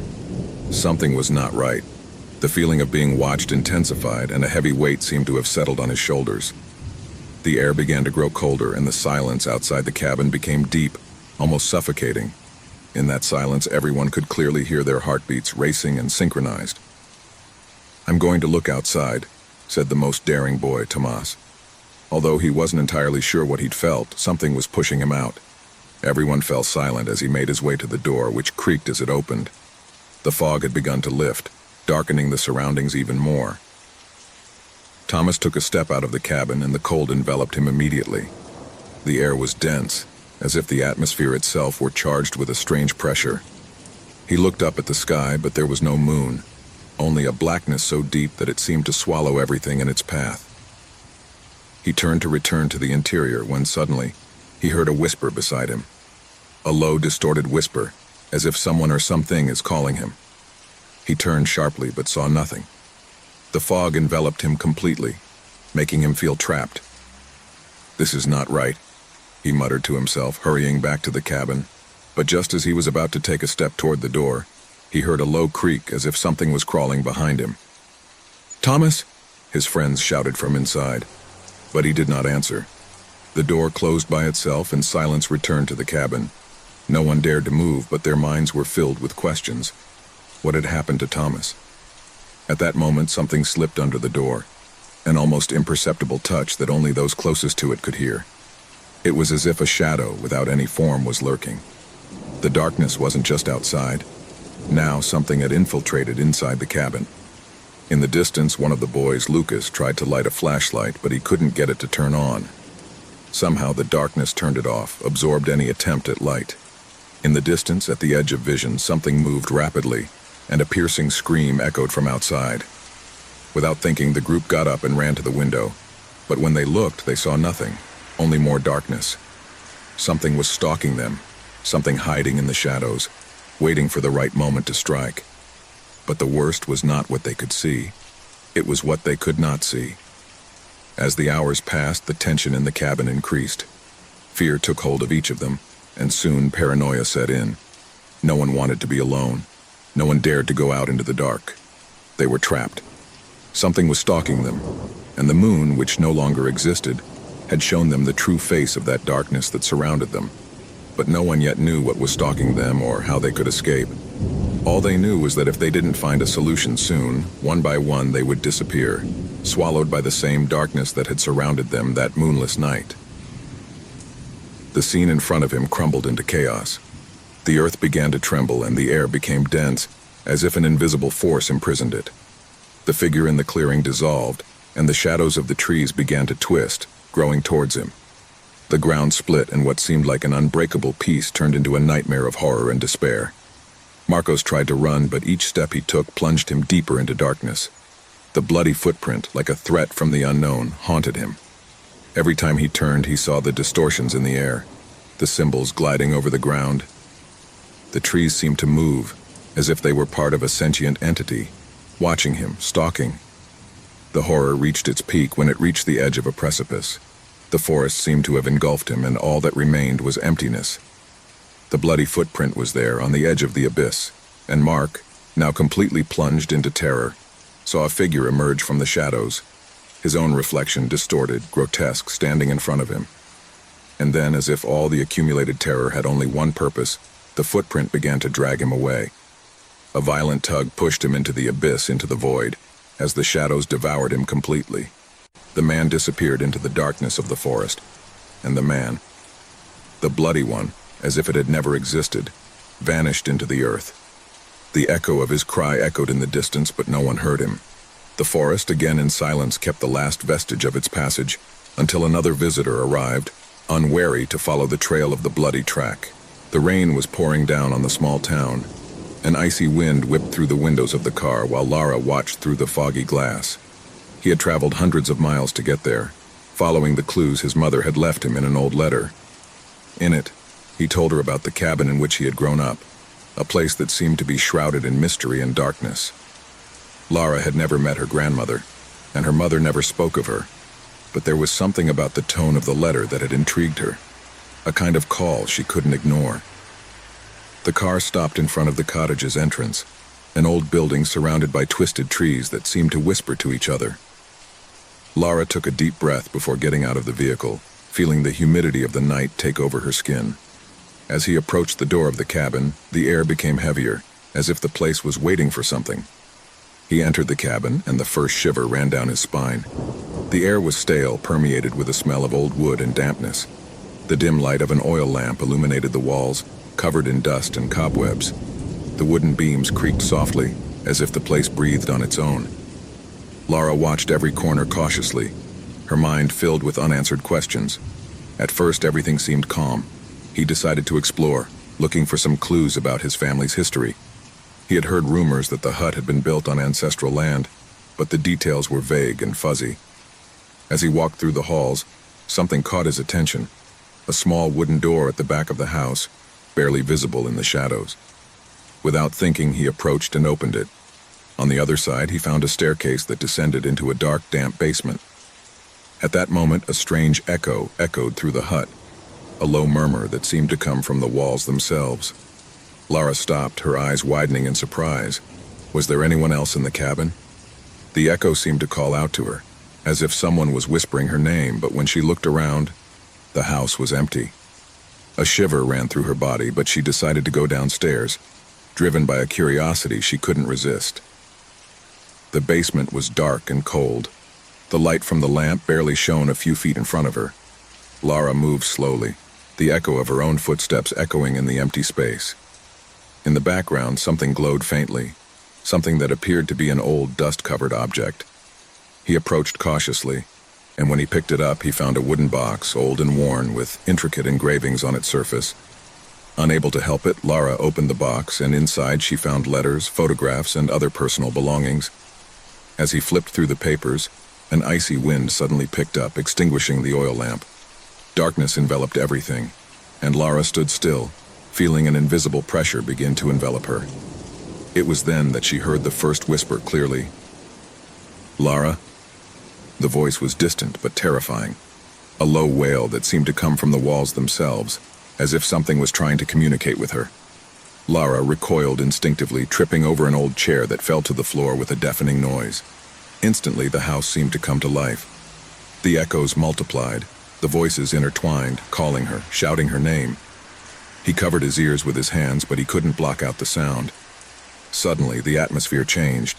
The air became thicker, denser, as if something was filling the space with a palpable presence. The murmur morphed into a deep, distorted voice that echoed in his ears. "Get out!" the voice commanded. But Lara couldn't move. I was paralyzed, trapped in the darkness of that basement, surrounded by echoes that never ended. At that moment, something moved in the corner of the room, a shadow that seemed to slip between the walls. Lara turned quickly, but there was nothing there. He couldn't explain it, but something told him that he shouldn't stay in that place. The feeling of being watched intensified, as if the eyes of countless unseen presences were fixed on her. Her breathing quickened and panic began to take hold of her. Suddenly, a clanging noise cut through the air. The basement door slammed shut. Lara jumped, but the pressure in the air did not disappear. A shiver ran through her body as she realized she was trapped. What had started as a visit to the cabin to discover his family's history had turned into a nightmare. Something dark and evil was present in the house, something that had been waiting for his arrival. Desperate, she began to look for a way out. He knocked on the walls, tried to open the door, but it was all useless. The presence in the house became stronger, more aggressive. The echoes of the voices turned into deafening screams, and the shadowy figure she had seen in the corner of the basement was now closer, getting closer and closer to her. Lara spun quickly, but the shadow faded before she could see her clearly. It was then that a figure appeared in front of her, emerging from the darkness. A man with a pale face and empty eyes was staring at her. Lara tried to scream, but her voice trailed off in her throat, gripped by terror. The figure wasn't moving, but his eyes reflected an endless emptiness, as if his soul had been ripped out and replaced by something much darker. The figure began to speak in a language Lara couldn't understand, but the sense of horror grew with each word she uttered. It was as if the figure was communicating with her through more than just words, as if it was touching her mind, penetrating her deepest thoughts. "Get out," the figure whispered, but Lara couldn't move a single muscle. The presence around her became denser, as if the hut itself were alive, breathing with her. Panic overflowed in her mind, but Lara couldn't do anything. The darkness seemed to swallow everything, and the echoes of the voices were intertwined with his own thoughts. "I don't want to die here," he thought, but it was useless. The figure stepped forward, and Lara felt an unbearable pressure in her chest. Her mind was filled with distorted images, memories of her family's past, fragments of voices and laughter that mingled with the screams that now surrounded her. The ground beneath his feet began to shake. The echoes became louder, more aggressive, as if the house itself was reacting to their presence. Lara fought to free herself, but the voices pushed her into the abyss. A sinister laugh rang in her ear, and as she turned, she saw a gigantic shadow sliding towards her. At that moment, the house seemed to explode in a burst of terror. The walls creaked, the windows shattered, and the figure in front of her disappeared in a flash of darkness. Lara fell to the ground, exhausted, struggling to breathe. But something inside him knew that he had won. It had survived the echo of the past. In the stillness of a remote corner of the forest, where the shadows of the trees stretched like the arms of a sleeping giant, a man named Marcos arrives at an isolated cabin to escape the busy city life. I had heard about the beauty of nature in that place, and the tranquility it offered. No worries, no pressures, no constant invasion of the modern world. Just him and the landscape. That was all he needed to rest from his daily routine. The cottage, though rustic and somewhat dated, had the charm of the old days with a stone fireplace, large windows overlooking the thick forest, and a sense of seclusion that pleased him. It was everything you could want for a solo holiday, without the interference of people or the bustle of everyday life. That night, after a day exploring the forest, he lit a fire in the fireplace and sat down on the sofa, deep in thought. The creaking of burning wood was the only sound that interrupted the deep silence of the night. Shadows danced on the walls of the cabin, as the darkness outside stretched beyond the reach of the light. He went to bed early that night, exhausted from the walk, but something in the air kept him restless. There was something strange about the stillness, something I couldn't identify. He tried to calm his mind, but the feeling persisted. He closed his eyes and fell into a restless sleep. Dawn came with a faint glow, barely filtered through the leaves that covered the windows. Mark woke up abruptly, feeling a strange pressure in the air. It was not the sound of the wind, nor the nature that I used to hear in the morning. Something felt different, as if the atmosphere were charged with an unsettling energy.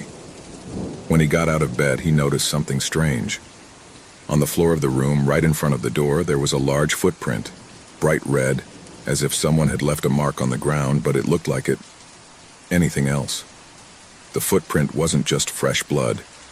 It was as if the mark was alive, latent, as if it had been left behind by something far more sinister than a simple accident. Marcos approached cautiously, the air in the room weighing on him like a blanket. The footprint stretched across the floor, leading to the door of the cabin. Trembling, he bent down to examine her more closely. It wasn't a mistake, nor something that could have been left by accident. It was a clear mark, an ominous sign that seemed to mock him. The footprint did not end there. When he opened the door, he noticed that he continued down the hallway, down the stairs to the main entrance of the cabin. Panic began to take hold of him, but curiosity grew stronger. He decided to follow the track, although he felt the weight of fear crushing his chest. As the footprint moved along the outside of the cabin, the feeling that something was watching him intensified. The nature around was in complete silence. Not the wind, not the birds, not the insects. Only the sound of his own footsteps stepping on the damp earth. The footprint led him into the forest, a shadowy path that led into the thick trees. Every step he took into the heart of the forest seemed to make him farther away from the safety of the cabin. The daylight was no longer enough to dispel the shadows which seemed to lengthen towards him, slowly surrounding him. Gradually, the footprint began to show an increasingly grotesque shape. Instead of being just a mark of blood, it now seemed to be accompanied by strange distortions, as if the terrain itself was being altered by something invisible.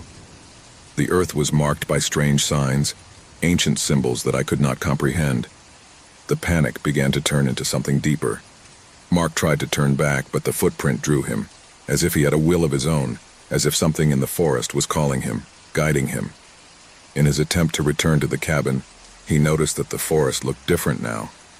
The treetops, once familiar, now looked strange, as if they were watching him, as if they knew him. A shudder ran down his spine. When he arrived at a clearing in the forest, he saw something that completely paralyzed him. In the center of the clearing, there was a figure erect, standing, waiting. The figure was indistinct, without clear features, but its presence was terrifying. It wasn't human, but it seemed to have a form, a structure. An echo of his humanity, but distorted. The bloody footprint had led him there. And as he approached, the figure moved. The scene in front of him crumbled into chaos. The earth began to tremble and the air became dense, as if an invisible force imprisoned it. The figure in the clearing dissolved, and the shadows of the trees began to twist, growing towards him. The ground split, and what seemed like an unbreakable peace turned into a nightmare of horror and despair. Marcos tried to run, but each step he took plunged him deeper into darkness. The bloody footprint, like a threat from the unknown, haunted him. Every time he turned, he saw the distortions in the air, the symbols gliding over the ground. The trees seemed to move, as if they were part of a sentient entity, watching him, stalking. The horror reached its peak when it reached the edge of a precipice. The forest seemed to have engulfed him, and all that remained was emptiness. The bloody footprint was there on the edge of the abyss, and Mark, now completely plunged into terror, saw a figure emerge from the shadows, his own reflection distorted, grotesque, standing in front of him. And then, as if all the accumulated terror had only one purpose, the footprint began to drag him away. A violent tug pushed him into the abyss, into the void, as the shadows devoured him completely. The man disappeared into the darkness of the forest, and the man, the bloody one, as if it had never existed, vanished into the earth. The echo of his cry echoed in the distance, but no one heard him. The forest, again in silence, kept the last vestige of its passage, until another visitor arrived, unwary to follow the trail of the bloody track. Maria had always been a very talented artist. His brushes, guided by his trembling hands, managed to capture the deepest part of the human soul on each canvas. However, despite his success, he was never able to find a true connection to the masterpiece he felt he was meant to create. He wanted something bigger, something that would define his career and his life. So he had decided to retreat to a cottage in the country, away from the hustle and bustle of the city, in search of that spark of inspiration he was so missing. The cabin was located in a remote location, surrounded by a dense forest that seemed to have been forgotten by time. When Maria arrived, the first thing she noticed was the heavy, dense air, as if nature itself were watching her. The wooden walls creaked under the weight of the years, and the wind that whispered through the cracks of the cabin seemed to carry echoes of distant voices. Maria, however, did not pay much attention to it. She was determined to find what she was looking for, the inspiration for her masterpiece. It was several days before Maria began to feel the weight of loneliness. During the day, he would dedicate himself to painting, capturing the essence of nature on canvases. But as night fell, the atmosphere in the cabin became more and more oppressive. The creaking of the wood and the whispers of the wind were beginning to take on an unsettling hue, as if someone were watching her. One afternoon, after several failed attempts to find inspiration, Maria decided that her next portrait would be different. Instead of the tranquil landscape she had been painting, she decided to create a portrait of herself. He wanted to capture the deepest look of his soul, the one he had never shown to the world. He got ready, placed the canvas on the easel, and began to paint, letting himself be carried away by his darkest emotions. As he moved forward, he began to feel a strange sensation, as if something was happening in the air, but he decided to ignore it and continue. The paint on her face was beginning to take shape, and although at first it was only a reflection of herself, something was beginning to change. His eyes on the canvas seemed more alive, more intense. Suddenly, the lines of the portrait seemed to move, as if the image was breathing. Maria put the brush down in her hand and watched, horrified. It couldn't be possible. The portrait was moving, his eyes sliding back and forth as if searching for something in the dark. A cold sweat ran down his back. What was happening? He tried to give it a few more touches, but as he did so, the figure seemed to come to life. Suddenly, the portrait began to cry. He cried blood. A torrent of red poured from his eyes, bathing the canvas as the paint distorted as if a tormented soul was trapped inside. Maria backed away in horror, paralyzed by fear. The screams of the figure in the portrait seemed to resonate in her mind, a sound she could not understand, but which filled her with terror. The portrait seemed to be watching her with fury, with hatred. It wasn't his own reflection that was painted on the canvas, but something much darker, something that had never existed in his real life. Trembling, Maria tried to cover the portrait with a cloth, but she couldn't get out of his sight. The painting cried incessantly, as if it were alive. As the hours passed, the crying became louder, more unbearable. Every tear of blood fell to the floor, causing the room to be filled with a metallic smell, and the atmosphere became more and more oppressive. Something was wrong. Something very wrong. The portrait didn't just cry. He was beginning to move more, squirming on the canvas as if he were looking for a way out. Maria, terrified, began to hear whispers coming from the portrait. Every word was incomprehensible, but every single one of them resonated in his mind with terrifying force. He covered his ears with his hands, but whispers seeped into his mind, as if an evil presence was taking control of his thoughts. In desperation, Maria tried to leave the cabin, but the doors slammed shut as if the cabin itself wanted to trap her. The air was becoming thick, and the walls seemed to shrink around him. Every corner was filled with shadows that moved, as if they were lurking, waiting. The cabin was no longer a refuge, it had become a trap. The painter began to feel how the energy of painting enveloped her. The figure in the portrait called to her, attracted her. Every time he looked at the canvas, he felt part of his soul detach and join the portrait. Fear consumed her, but she couldn't get away. He knew he had to destroy the painting, but he didn't know how. Each attempt to touch the portrait only made the figure more alive, as if every brushstroke he added strengthened it. One night, while trying to sleep, he was awakened by a strange noise. The cry of the painting called to her, but this time there was something else. The whispers were clearer, more direct. The voice that emanated from the painting was hers, as if it were she herself who cried, who asked for help. Maria began to feel something inside her change. Desperation took hold of her. The terror I felt was no longer just because of what I saw, but because of what I was beginning to understand. The figure in the portrait was not only a representation of her, but was taking her place, absorbing her essence, her life. If I didn't destroy the portrait, I would end up being part of it, trapped on the canvas forever. In desperation, Maria took a knife and began cutting the canvas, attempting to destroy the figure before it was too late. But each cut only made the figure more powerful. The shadows in the room were twisting, and the cabin began to vibrate as if something dark was waking up. With each cut, the portrait cried louder, and the blood that fell from the canvas began to drip onto the floor, forming dark puddles that seemed to swallow everything they touched. Terror took hold of her completely. I could no longer distinguish between the real thing and what I was seeing in the painting. His mind was cracking, and the whispers were turning into unbearable screams. The figure in the portrait was no longer just looking at her. Now he pointed at her as if he were condemning her. Mary knew that she had no time, that she had to destroy it immediately.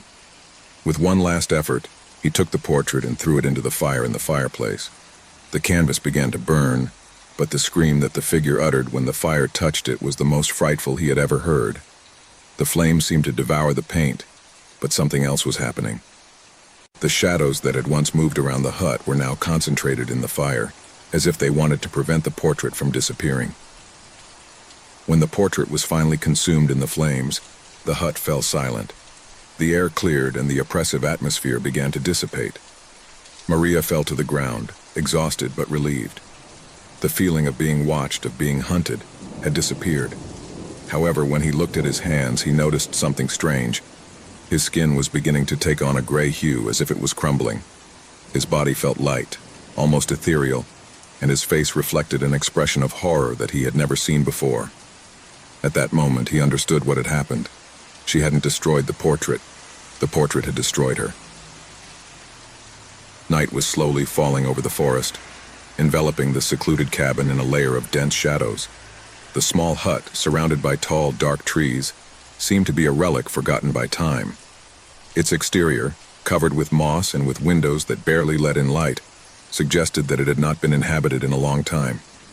However, for Daniel Vasquez, that was the perfect place. A place where darkness could give him what he longed for most: contact with the supernatural. Daniel, a renowned psychic, had dedicated his life to exploring the limits of the human mind, seeking to communicate with spirits and the dead. He had spent years honing his skills, unraveling secrets few dared to even imagine. But something had led him to this lonely retreat in the woods, something he felt deep inside. A call, an inexplicable urge to find something bigger, something beyond what he knew. He had read old texts about dark spirits and forgotten rituals, and his dreams were littered with haunting presences. Perhaps this cabin, hidden deep in nature, would be the point of connection, a place where spirits could speak without restriction. Upon arriving, he was immediately drawn to the deep silence that surrounded him. There was no noise of animals, no rustling of branches as they moved in the wind, just an ominous calm that seemed to take over everything. Despite the gloomy beauty of the place, Daniel couldn't help but feel a slight discomfort in the air. Even so, he did not allow his thoughts to distract him. He was there for a reason, and nothing would stop him. As night fell, he prepared to perform a ritual he had learned in his darkest studies. The cabin, with its aged wooden walls, became the perfect setting for what was to happen. He lit black candles around the room and placed a circle of salt on the floor, an ancient symbol of protection. In front of him, on a worn wooden table, was a Ouija board, covered by a white cloth. The air became denser, as if shadows were taking shape around him. His heart was pounding, but his mind was focused on the goal, connecting with the other side. Daniel closed his eyes and began to murmur words that he didn't quite understand, words that felt familiar, but he couldn't remember where they came from. It was a low, almost inaudible whisper, but every word seemed to echo off the walls of the cabin, making the air colder. The wind began to hit the windows hard, as if something wanted to enter. At that moment, a gust of panic ran down his spine. He felt the presence of something. He was not alone. He opened his eyes, but the room was empty. The atmosphere was still dense, more oppressive. He leaned over the Ouija board, placing his fingers on the planchette, ready to make contact. A shiver ran through his body as his hands trembled slightly. For a moment, nothing happened. The planchette remained motionless. But suddenly he moved, slowly at first, as if something invisible was pushing him. Fear took hold of him, but his curiosity kept him in place. The words began to form slowly on the board. "You're going to see what you don't want to see." An icy current ran through his body, and the light of the candles flickered strongly, as if it would go out at any moment. Daniel tried to stop the movement of the planchette, but he couldn't. Something was controlling him. He felt a pressure in his chest, as if something was crushing him from within. The shadows around him began to move, dancing grotesquely, as if they had a life of their own. His mind began to blur, and the words on the board continued, faster and faster, more urgent. "We've been waiting for you." Terrified, Daniel tried to get up, but his legs were unresponsive. The cabin seemed to compress around him, and a macabre laugh filled the room. He couldn't see where it came from, but he was sure that something was observing, something that shouldn't exist. He felt a growing pressure in his mind, as if his own consciousness was being ripped away from him. It was as if something was trying to take over his soul, invade his mind, and control him. "Who are you?" shouted Daniel, desperate to understand what was happening. "You'll know soon," the voice replied, cold and distorted, like a distant whisper running through his mind. At that moment, Daniel's vision began to fade. His eyes were filled with deep darkness, and when he tried to open them again, he couldn't. He was blind. Fear turned into pure panic. He tried to scream, but his voice did not come out. The feeling of being watched was unbearable, and the laughter intensified, rumbling in his head like an endless nightmare. In the midst of the chaos, a flash of clarity appeared in his mind. He remembered what the elders had always told him. Spirits weren't just shadows, they weren't just formless beings. Some of them, the darkest ones, could manipulate the human mind, push it to the limits of madness. It was a price paid for trying to make contact with the other side. The feeling of being stripped of his being intensified. His memories, his thoughts, everything began to crumble. The cabin no longer looked like a hut, but an infinite labyrinth of shadows. Time did not exist. Every second was an eternity of torment. The laughter, the whispering, the presences, everything began to merge into a single terror, a terror that slowly devoured him piece by piece. Finally, he felt something take over his body, and an excruciating pain ran down his spine. He couldn't resist any longer. His hands, once firm on the board, now rose uncontrollably, as if guided by invisible threads. With a final scream, his soul was sucked in, consumed by the shadows he had unleashed. The spirits, no longer just stalking him, had claimed him, leading him to madness and eternity in their dark realm. The hut, now empty, remained silent, as if nothing had happened. The candles went out and the air became heavy again, but there was no longer any sign of life. Darkness covered everything, and the only sound left was the echo of a distant laugh, echoing off the walls of the cabin forever. Each night, the city fell into a deep, dark silence, as if time itself stood still. The moonlight barely made it through the heavy clouds that crept across the sky. It was an oppressive stillness, interrupted only by the sudden roar of the storm that began promptly at midnight. No one in the city knew where it came from, but everyone knew its destructive power. Every time he started, the city trembled as if it was under the control of a force beyond his comprehension. The storm brought with it not only the torrential rain and the fierce wind, but something much more terrifying. When thunder echoed in the sky, so did whispers. Whispers that seemed to come from the shadows, floating through the trees, sneaking through the windows, whispering things that only you knew. Secrets, fears, forgotten desires. Everything you had tried to hide over the years was revealed in those dark moments, as if the storm was drawn from your worst nightmares. The first to notice the storm were the most vulnerable, children. They woke up in the middle of the night, sweaty and scared, with the echo of strange voices floating in their heads. Many said that the storm spoke to them, that they saw dark figures moving through the rain. The shadows that emerged from the drops seemed more human than spectral. Some even swore that the figures stared at them from the other side of the windows, their eyes as empty as the abyss itself. As the storm raged, its effects spread beyond the minds of children. No one was safe. Adults were beginning to lose their sanity. The city, which once seemed to be at peace, was transformed into a place full of murmurs and disturbing whispers. The empty streets were not enough to avoid the feeling of being followed, of being observed. No one could sleep, but no one dared to talk about what was happening. The terror was so deep that even the words felt dangerous, as if talking about the storm brought with it an even worse curse. Of all the people affected, the one who was most affected by the storm was Clara, a young woman who had lived in the city all her life. Clara was strong, skeptical, and had always thought that fear was just a construct of the human mind. But one night, as the clock struck 12 and the storm began to break out, Clara felt for the first time a chill run down her spine.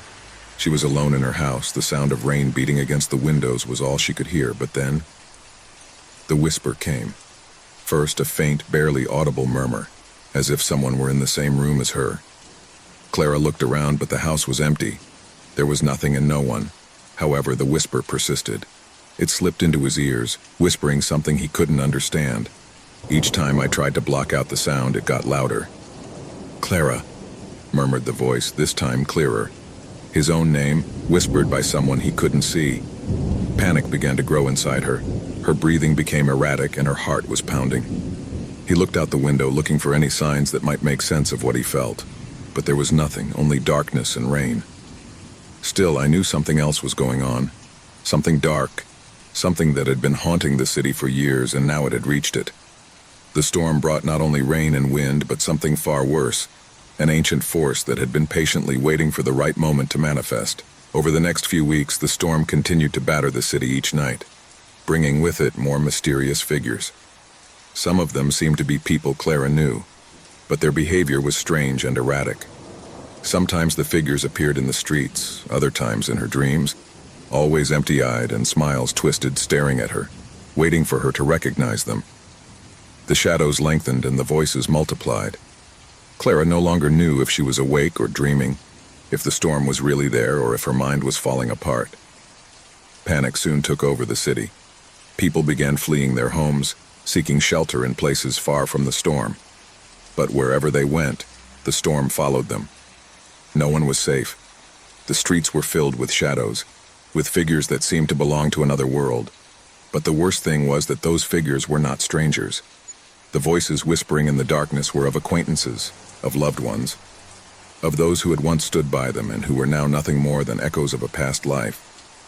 Desperation took hold of the city's inhabitants, but there was no escape. There was no end to the storm, and its effects were becoming more and more terrifying. Houses began to collapse, lights suddenly went out, and dark figures became more aggressive. Some tried to resist, clinging to the hope that it would all end at dawn. But that hope was quickly extinguished. Clara, now on the verge of madness, decided to face the storm once and for all. She knew that something in her was calling her, that the storm was not a simple weather manifestation. It was something much deeper, something that had been waiting for someone to confront it. The only way to end all that, Clara thought, was to face the darkness itself. So on a moonless night, he plucked up the courage and took to the streets of the city. The rain was pounding furiously and the wind seemed to rip everything in its path. But Clara did not hesitate. She advanced through the deserted streets, guided only by the echo of her own fear. That's when she saw it. In the center of the city, where the shadows seemed denser, a figure emerged from the darkness. A tall figure wrapped in a black cloak that floated around him as if the air itself feared him. Clara didn't know if she was seeing a person or an entity, but something inside her knew that figure was the key. The figure slowly approached, and as it did, the voices grew louder. "Clara, come," whispered the shadows, getting closer and closer. "Come and know your destiny." The figure stopped in front of Clara, and at that moment his face appeared. It wasn't human, but it wasn't something Clara could understand either. It was a face formed by darkness itself, a mask that was constantly changing, absorbing everything it touched. "We've been waiting for you," the figure said in a tone that echoed in his mind. "The storm is just the beginning. Your soul is scarred, Clara. And now, at last, you will be a part of this eternal place. Come to us." Clara, with terror taking over her body, took a step back. Shadows surrounded her, and mysterious figures began to emerge from all sides. Murmurs filled the air, and the figure in front of her stretched out a hand towards her. I knew I couldn't escape. Panic paralyzed her, and in that instant she realized that the storm was not a natural force, but something far more sinister. She had been summoned by something dark, and no matter how strong her will was, it was too late. The city, the storm, the shadows, all came together in one point, and Clara faded into the darkness, becoming one of the figures who roamed the streets every night, trapped in an eternal cycle of terror. The midnight storm never stopped. The Fernandez family had been looking for the perfect house for months, a spacious home in a place away from the noise of the city, surrounded by nature. When they finally found the ancient mansion, located deep in the forest, they couldn't believe their luck. Despite the somewhat worn appearance, the price was unbeatable. Who else would want to live in such an isolated place?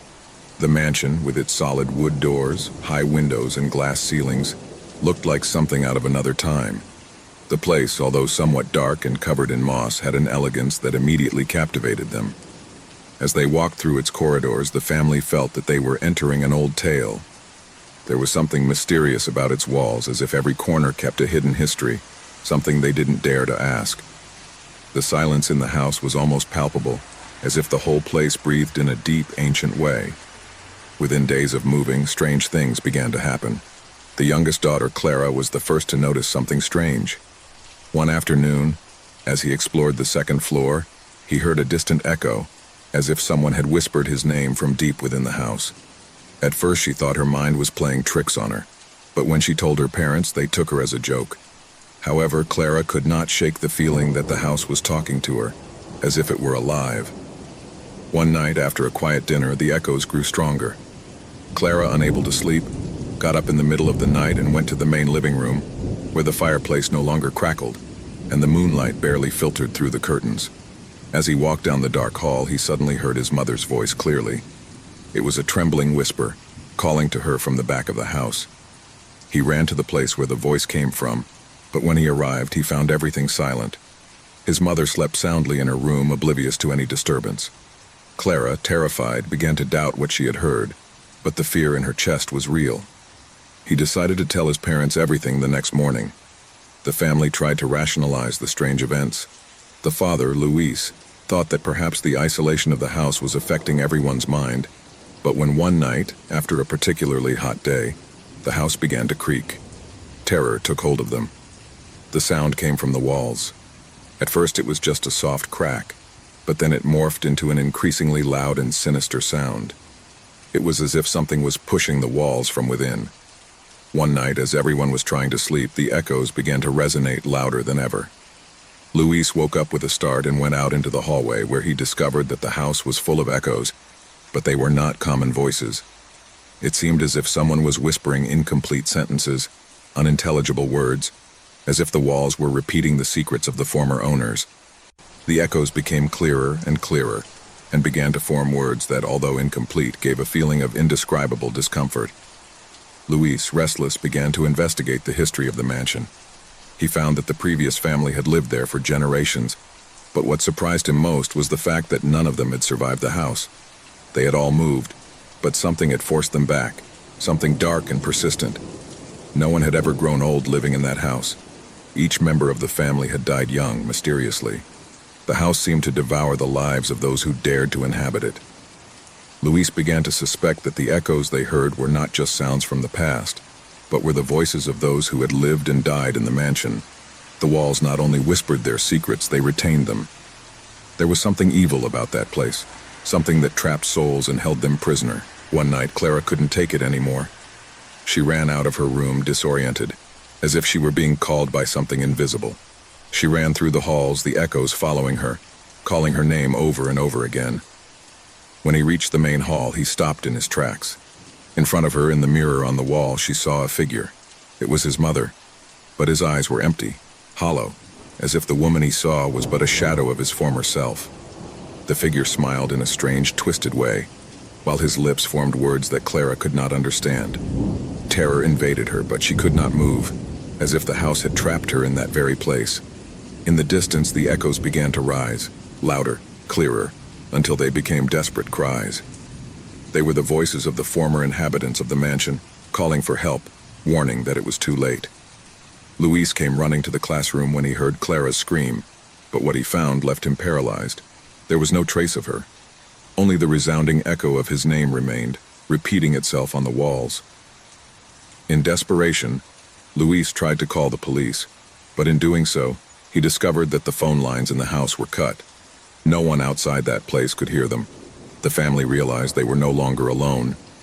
Something dark had awakened in the mansion, something that was not only watching them but was slowly devouring them. No one could escape the echoes that filled the house, which resounded louder and louder, like a sentence that never ended. As the weeks passed, the family began to fall apart.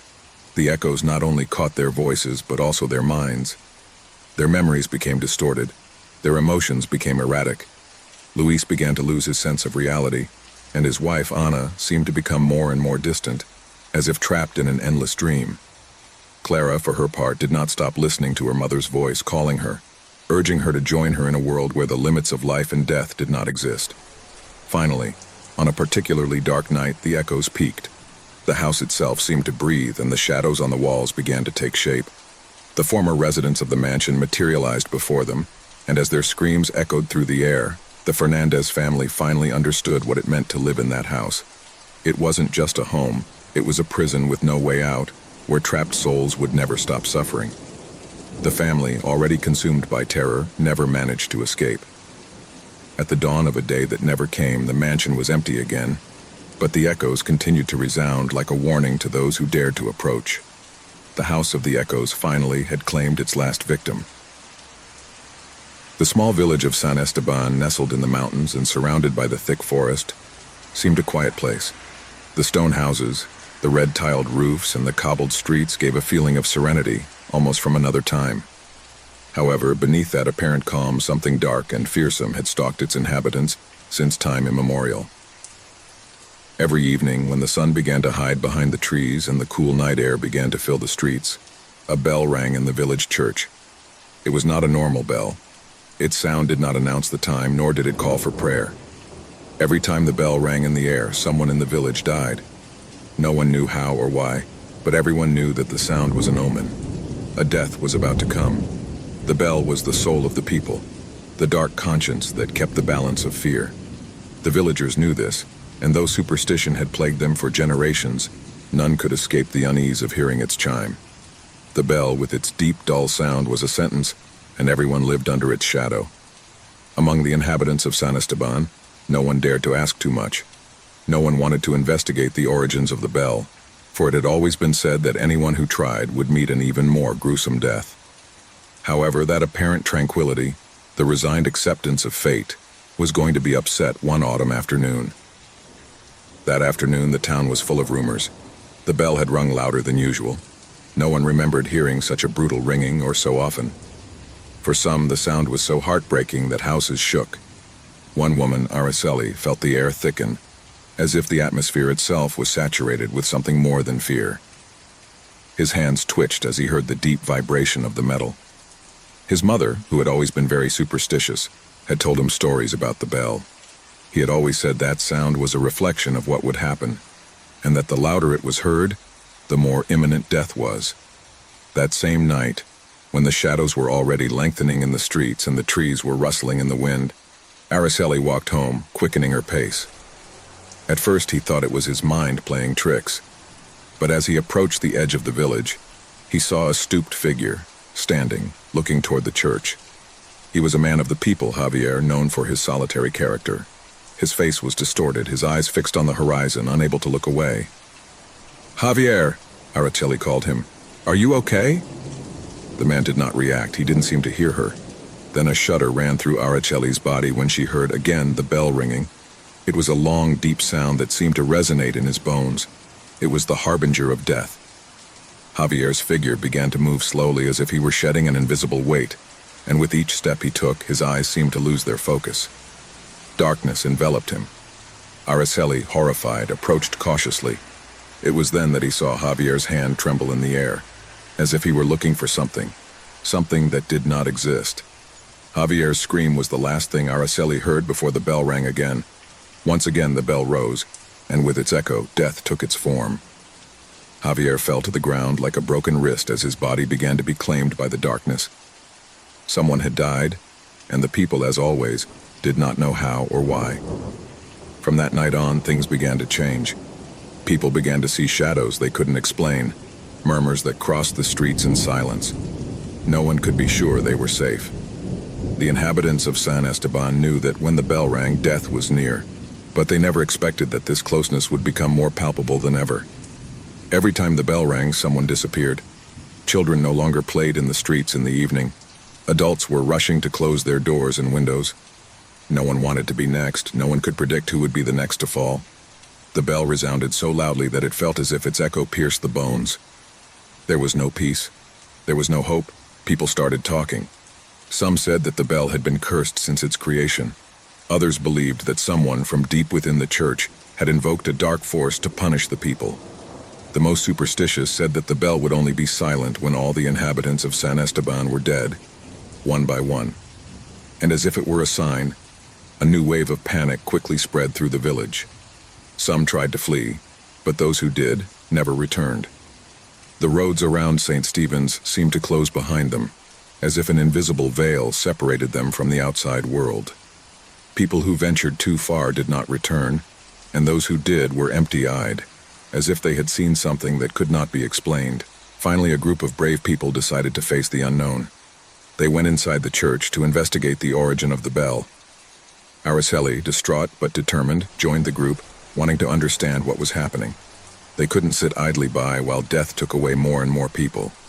What they found inside the church was more terrifying than anyone could have imagined. The bell, suspended in the air, seemed to radiate a dark energy, as if it were alive. No one dared to approach. The bell, its metal blackened by the passage of time, vibrated gently. The walls of the church creaked as if something was about to break. The clocks of the church, without any explanation, marked the exact same time, the hour of death. At that moment, Araceli felt a presence behind her. He turned quickly, but all he could see was an imposing shadow, a masked figure emerging from the darkness. The bell, now fully resonant, emitted a thunderous sound that made the ground beneath his feet tremble. One by one, the brave ones fell, as if the air itself had become poisonous. Araceli was the last to be left standing. As the echo of the bell echoed in his chest, he realized that death was not something that could be avoided, that the bell was not a mere instrument of warning, but the very face of death. The figure that had stalked her, the shadow that had watched her for so long, slowly approached. "It's too late for everyone, child," whispered the shadow. Before Araceli could react, the bell rang for the last time. A shudder ran through her body, and an unsettling peace enveloped her. The last bell rang in the air, and with it, the fate of San Esteban was sealed. Death had claimed everyone. The campaign stopped, and everything was silent. The village had been consumed, and there was no trace of its inhabitants. The church was in ruins, the bell no longer sounded. But in the fog that surrounded the town, its echo seemed to continue to resound. The town of San Esteban disappeared, but its history was never forgotten. The echo of the bell was still alive, waiting for the next victim, the next soul that crossed its path. Thus ended the last bell. St. Brace's University had witnessed hundreds of stories, from the early days of its founding to the modern era. Its Gothic architecture, with its towering towers and dark corridors, inspired both respect and fear. No one really knew every corner of campus. The oldest spoke of forgotten corridors, locked doors, and underground passages that led to places that should never be discovered. Thomas, a young history student, had heard many of these stories in the hallways, whispered quietly by his older classmates. Like many others, he considered them mere legends, nothing more than ghost tales that served to scare new ones. But there was something different about him, an insatiable curiosity to unveil the secrets of the past. So when he came across an old key in a dusty corner of the library one day, he couldn't help but be drawn to it. The key looked old, as if it belonged to an object forgotten centuries ago. No one seemed to recognize her, and this only added to the mystery surrounding her. That afternoon, as he walked around campus, his mind kept spinning over that key. He felt a strange connection to her, as if something was calling him. It was then that, while walking near the east side of the university, he noticed something peculiar, a small corridor that he had never seen before. Although he knew every corner of the place well, it seemed to have materialized out of nowhere. The walls covered in ivy and mold, and the dim light that filtered through the broken windows made it seem like a place lost in time. Deep within that hallway, the atmosphere felt dense, as if the air itself was charged with dark energy. Tomas's heart was pounding as he walked down the hallway, key in hand, as if he'd been waiting all his time to get to that place. His footsteps echoed on the stone floor, and the echo seemed to follow him as if the corridor were alive and watching. At the end of the corridor, a solid wooden door, covered with dust and cobwebs, stood before him. Something inside him knew that was where he should use the key. As he inserted the key into the lock, a strange whisper rose into the air, almost inaudible at first, but growing with each turn of the key. It was as if someone was whispering his name, calling to him from beyond the door. Sweat began to trickle down his forehead as the door slowly opened, revealing a dark room, a room that had been closed for generations. As he crossed the threshold, Thomas was overcome by a sensation of intense cold, which ran down his spine and froze his bones. The walls were covered with strange symbols which seemed to move as he watched them. The air in the room was dense, as if the atmosphere itself was polluted by something ancient, something that had been waiting a long time to be discovered. In the distance, in the center of the room, an old wooden table was surrounded by broken chairs, and on the table a closed book seemed to be waiting for him. Thomas cautiously approached the book, feeling the weight of the story and the mystery that surrounded it. With trembling hands, he opened the book, only to find pages covered in red ink, as if they had been written in blood. The words in the book did not seem to form coherent sentences, but were fragments that spoke of rituals, of dark pacts, and of a presence that lived in the halls of the university, waiting for the right moment to reclaim those who dared to discover its existence. As he read, a strange feeling of dizziness came over him. Whispers that had previously been barely perceptible were now clearly audible. Voices coming from everywhere, but I couldn't identify where they came from. The voices called him by name, whispering promises and warnings. He felt as if something was watching him from the shadows, as if something was waiting for him to make a mistake, something that could condemn him. Suddenly, the lights in the room flickered and went out. The corridor behind him seemed to have lengthened, and the door through which he had entered was no longer visible. He saw only darkness, a black chasm expanding before him. At that instant, a loud noise made him spin. Something was moving quickly towards him, a whisper that transformed into a guttural, inhuman scream full of rage. Fear invaded him completely, but he could not move. He was paralyzed, trapped in a labyrinth of darkness and terror. Cold fingers landed on his shoulder, and his body reacted immediately, giving him a shudder that made him take a step back. He turned, but no one was there. Just the echo of his own heartbeat echoing in his ears. However, the air was charged with an invisible presence surrounding him. The voices intensified, and they began to speak in a language that he did not understand, but that resonated deep within his being. His eyes widened as the figure of a woman appeared in front of him, her face haggard, her eyes empty of emotion, but filled with infinite sadness. Thomas tried to scream, but his throat didn't respond, as if something was choking him from the inside. The woman began to walk towards him, and with every step she took, the ground shook slightly. When he was in front of him, his lips moved slowly, but the words did not reach his ear. It was not a human language, but something more primitive, something that belonged to a lost age. Suddenly, Thomas felt a pressure on his chest, as if the air itself was crushing him. The woman stretched out her hand towards him, and at that instant the lights came back on, but the room was completely transformed. I was no longer in the dark and dusty place, but in an ethereal space outside of time, where everything looked distorted, as if the world itself was broken.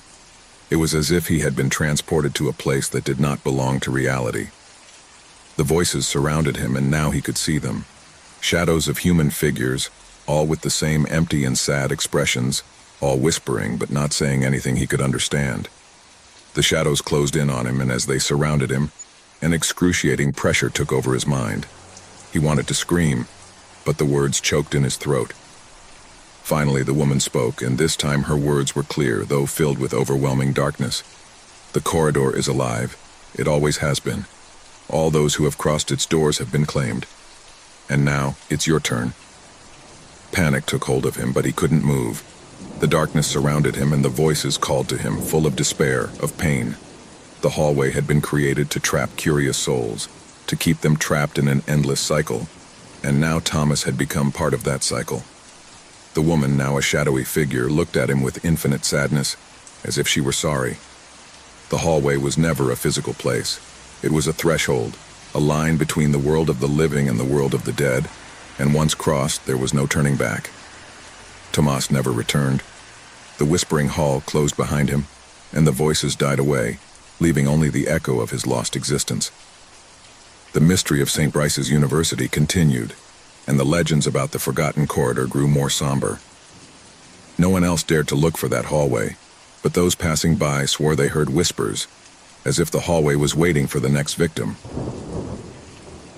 Every night at exactly midnight, the sky darkened with a dense and heavy fog, while the first drops of the storm fell on the city. No one knew where they came from, or why they appeared so punctually. It seemed like a blessing at first, freshening the air and bringing relief to the sweltering warmth of the city.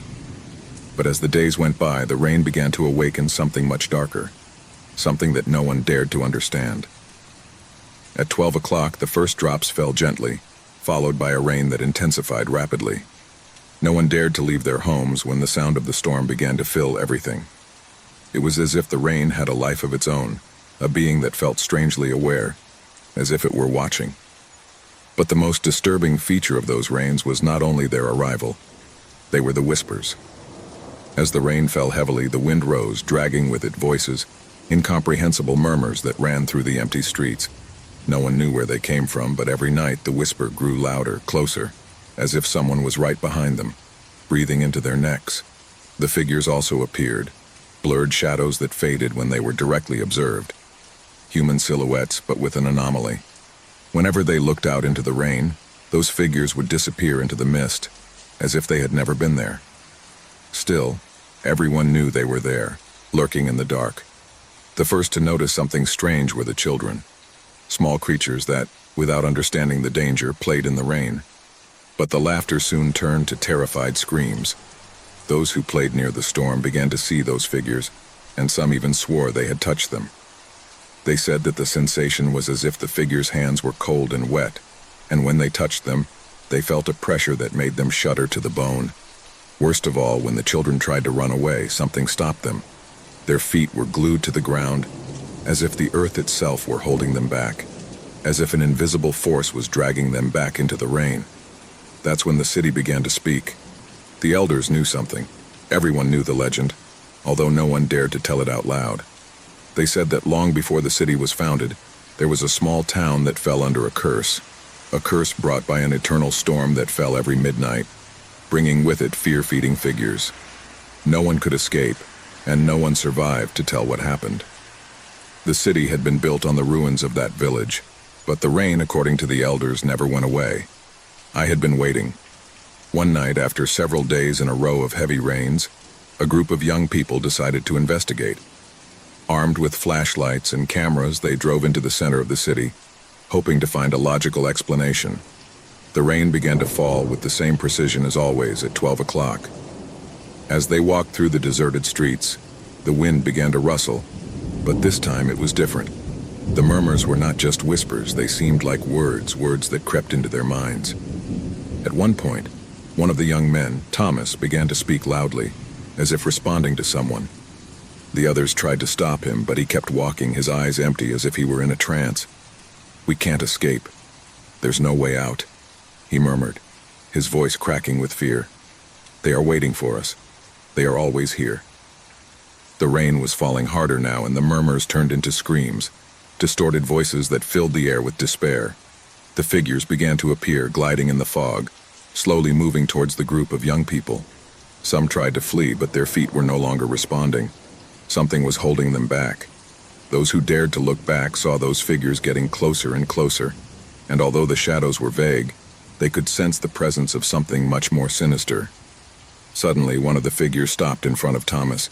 His face was shrouded in shadows, but his silhouette was clear, a human figure standing in front of him. Thomas stretched out his hand as if he wanted to touch it, but the moment his fingers brushed against the figure, a heart-rending scream filled the air, and the shadow vanished into the mist, leaving only the feeling of an icy hand taking hold of his heart. The others screamed as they saw Tomas fall to the ground, his body stiff, his face distorted by terror. No one could understand what had happened. They had tried to escape, but something kept them trapped in that place. The air was getting denser, as if the storm was absorbing all the light, leaving only a dense, heavy darkness that surrounded them completely.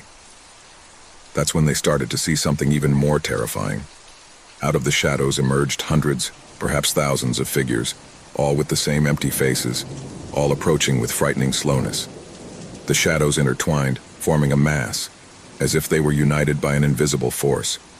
The air was filled with whispers, murmurs of voices speaking in forgotten languages in low, guttural tones that penetrated the brain.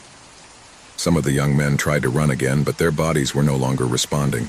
They felt that the city itself was holding them back, that the ground was sticky, as if the earth was alive and dragging them in. The rain was falling harder, and the air smelled of dampness, of putrefaction. Suddenly, a large shadow emerged from the center of the city, larger than all the others.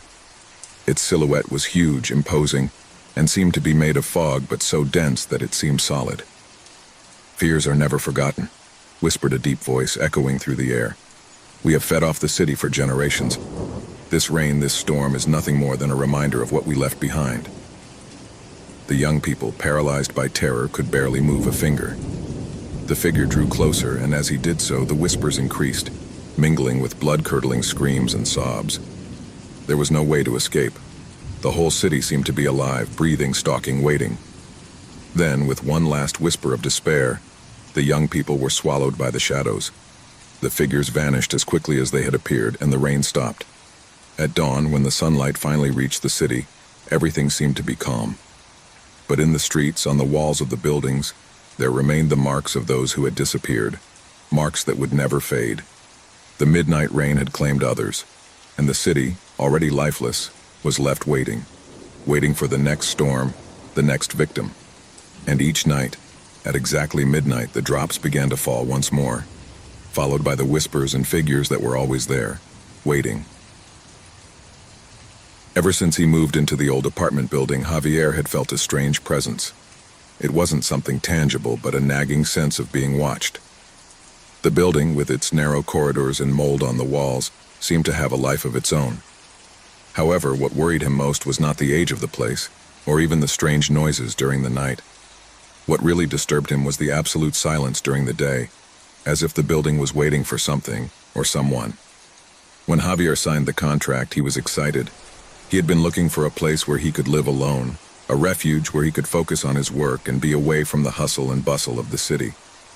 The price was incredibly low, almost too good to be true, but the realtor, an older man with a serious look, assured him that there would be no problem. However, he did not tell her everything. The first night was quiet until something strange happened. Javier woke up in the middle of the night, startled by a feeling of discomfort. "I felt like something wasn't right, but I couldn't identify what it was." The air in his apartment was heavy, dense, as if someone was standing in the same room watching him. At first he thought it was darkness playing tricks with his mind, but when he looked down the hall, he could swear that he saw a slowly moving shadow. It wasn't the first time she'd moved. I had been to several places before, and I had never experienced anything like it. Even though I was used to moving and living in new places, something about this apartment seemed different. The air was charged with an energy that kept him alert, a heavy energy, as if something was trapped in that place and couldn't escape. At first, Javier tried to ignore him. He thought it was his mind, perhaps too tired from the stress of moving and adjusting to his new routine. But as the days passed, the feelings of discomfort only got worse. Every time he found himself in the hallway, he felt something following him. But when he looked back, there was nothing. It took several weeks before he decided to investigate the apartment's past. The realtor hadn't told her much about the previous tenants, only that the unit had been empty for several months. Javier felt that he needed to know more. as if that knowledge could help him understand why he felt that he was not alone. It was then that he met the neighbor of the apartment next door, a middle-aged woman named Mariana. She was sitting in the doorway, apparently waiting for someone to come by. Javier, with his natural curiosity, approached and struck up a conversation. "Do you know anything about apartment 304? He asked, pointing to her door. Mariana stared at him for a few seconds before answering. Something in his eyes didn't seem to want to talk about it, but finally, he sighed. "That place, he's not like the others," he said quietly. "The last tenant disappeared. Nobody knows what happened to him, but the building was never the same after that." Javier frowned, confused. "Did it disappear? How? What do you mean he was never the same?" Mariana looked at him again, this time more cautiously. "That person never came back. It wasn't a simple abandonment, you understand? It was as if it had vanished. And after that, strange things started to happen. People have stopped living there. They have had experiences. Nobody wants to talk about it, but maybe you should leave before something happens to you." Javier felt a chill run down his spine. He didn't know if what Mariana was saying to him was a joke, a superstition, or something more serious. However, he couldn't ignore the lingering feeling he had since moving in. It was as if the apartment was imbued with a dark energy that constantly surrounded him. That night, as he was getting ready for sleep, he heard a soft whisper coming from the hallway. It was almost inaudible, but enough to startle him. I didn't understand where it came from, but I couldn't stop thinking about what Mariana had said. The feeling of being watched intensified, as if something was waiting outside his door, waiting to enter. Determined to find out the truth, Javier began to investigate more about the apartment. In the building manager's office, he gained access to the old records. There he found an entrance that mentioned the last tenant of 304, a man named Ivan Paredes. According to records, Ivan had been an ordinary man with no criminal record, someone who had lived in the building for nearly 2 years before disappearing without a trace. There were no signs of a struggle in his apartment. There was nothing to indicate that something had gone wrong, except for the nagging feeling that something had vanished. No one in the building seemed to know more, but Javier could sense that there was something dark hiding, something he couldn't fully comprehend. As the days passed, the presence in the apartment became more intense. Every night, Javier woke up with the feeling that someone was in his room, standing next to his bed, watching him in silence. At times, he felt cold breathing on his face, and when he turned around, he found no one. The shadows seemed to move along the walls, twisting and changing shape as if they were taking on a life of their own. The straw that broke the camel's back was when, one night, Javier woke up to find his mirror fogged up, but with something written on it. The letters seemed to form slowly, as if something invisible was writing the words in the cold mist of the glass. "I'm looking at you," he said. Fear took hold of him, and he knew he could no longer ignore it. It was as if Ivan, the former tenant, had never left the place. Something in his spirit had been trapped, doomed to wander around the apartment looking for a way to communicate. Javier tried to seek help, but all efforts were in vain. No one in the building seemed willing to talk openly about what was going on there. Mariana refused to say more, and the other neighbors simply walked away as if afraid to face the truth. Javier tried to do everything he could to flee from the presence, but he was trapped. One day, when he entered his apartment, the door slammed shut behind him and the light went out. It was completely dark, unable to move or find a way out. He felt a pressure in his chest, as if someone was choking him, and then he heard a voice, soft but clear, whispering in his ear, "I'm waiting for you." The door slammed open, and Javier ran out of the apartment, trembling with terror. He knew that something in the apartment would not let him go. It had been an illusion to think that he could escape the curse that had taken over the place. Fear would haunt him forever. The spirit of the last tenant, Ivan, would never leave him.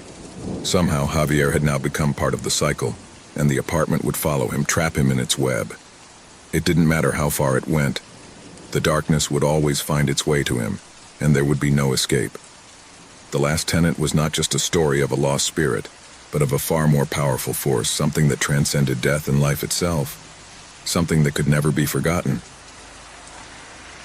Years ago, archaeologist Enrique Martinez had dedicated his life to the study of ancient cultures.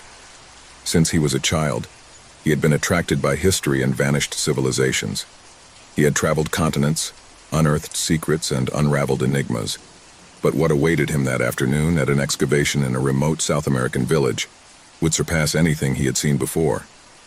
An old legend circulating in the local community told of a reliquary, an object of ancient power that possessed the ability to unleash the worst of horrors. In the village, they called it the Reliquary of Death. No one dared to approach the excavation area for fear that the dark forces would awaken. However, Henry, with his insatiable desire for knowledge and his skepticism about such stories, ignored the warnings and decided to delve deeper into the search. One day, after weeks of meticulous work, Enrique and his team discovered something they didn't expect. Among the rubble of a structure that dated back centuries, something metallic glowed faintly in the sunlight. At first, he thought it was just a piece of pottery, but as he cleaned it with great care, he soon realized that it was a locket, small but adorned with intricate engravings and strange symbols that seemed to move as he looked at them. With trembling hands and a mixture of excitement and caution, Henry grasped the locket. The piece seemed to have a life of its own. The aged gold shone in a way that hypnotized him.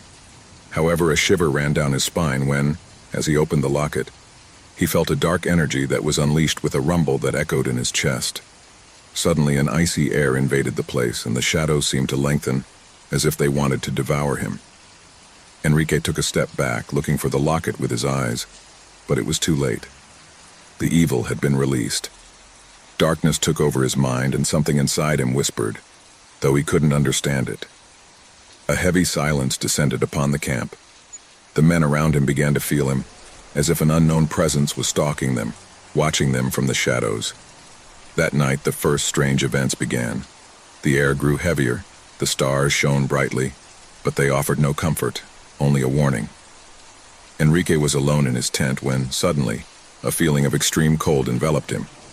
At first he thought it might be the wind, but he soon realized that it was not natural. The light of his flashlight flickered, then went out, and in the darkness he could hear a low, deep whisper, like the murmur of voices rising from the bowels of the earth itself.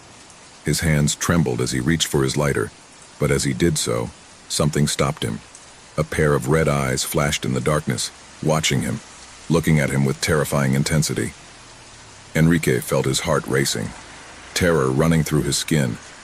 He tried to scream, but his voice choked in his throat, as if an invisible force was oppressing him. His eyes drew closer and closer until Enrique felt that he was about to be dragged into that darkness. The vision suddenly faded. The store returned to calm, but Enrique knew that it had not been a dream. Something had changed inside him. The locket had not only released an evil force, but it had also left a mark on his soul. The next day, he tried to continue his work, but the atmosphere grew denser each time he approached the locket. The men in the camp began to abandon the excavations, terrified by the manifestations of the paranormal that happened every night.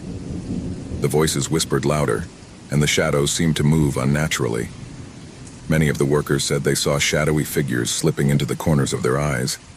Some even began to fall ill inexplicably. A couple of days later, Enrique began to experience horrible nightmares. In his dreams, he saw a figure wrapped in a dark cloak, with red eyes and a sinister smile. The figure called him, invited him to join her, to follow the path to death. Every time I woke up, I felt like I wasn't alone. An invisible presence watched him, always close. One night, in an attempt to stop what he had unleashed, Enrique returned to the place where he had found the locket.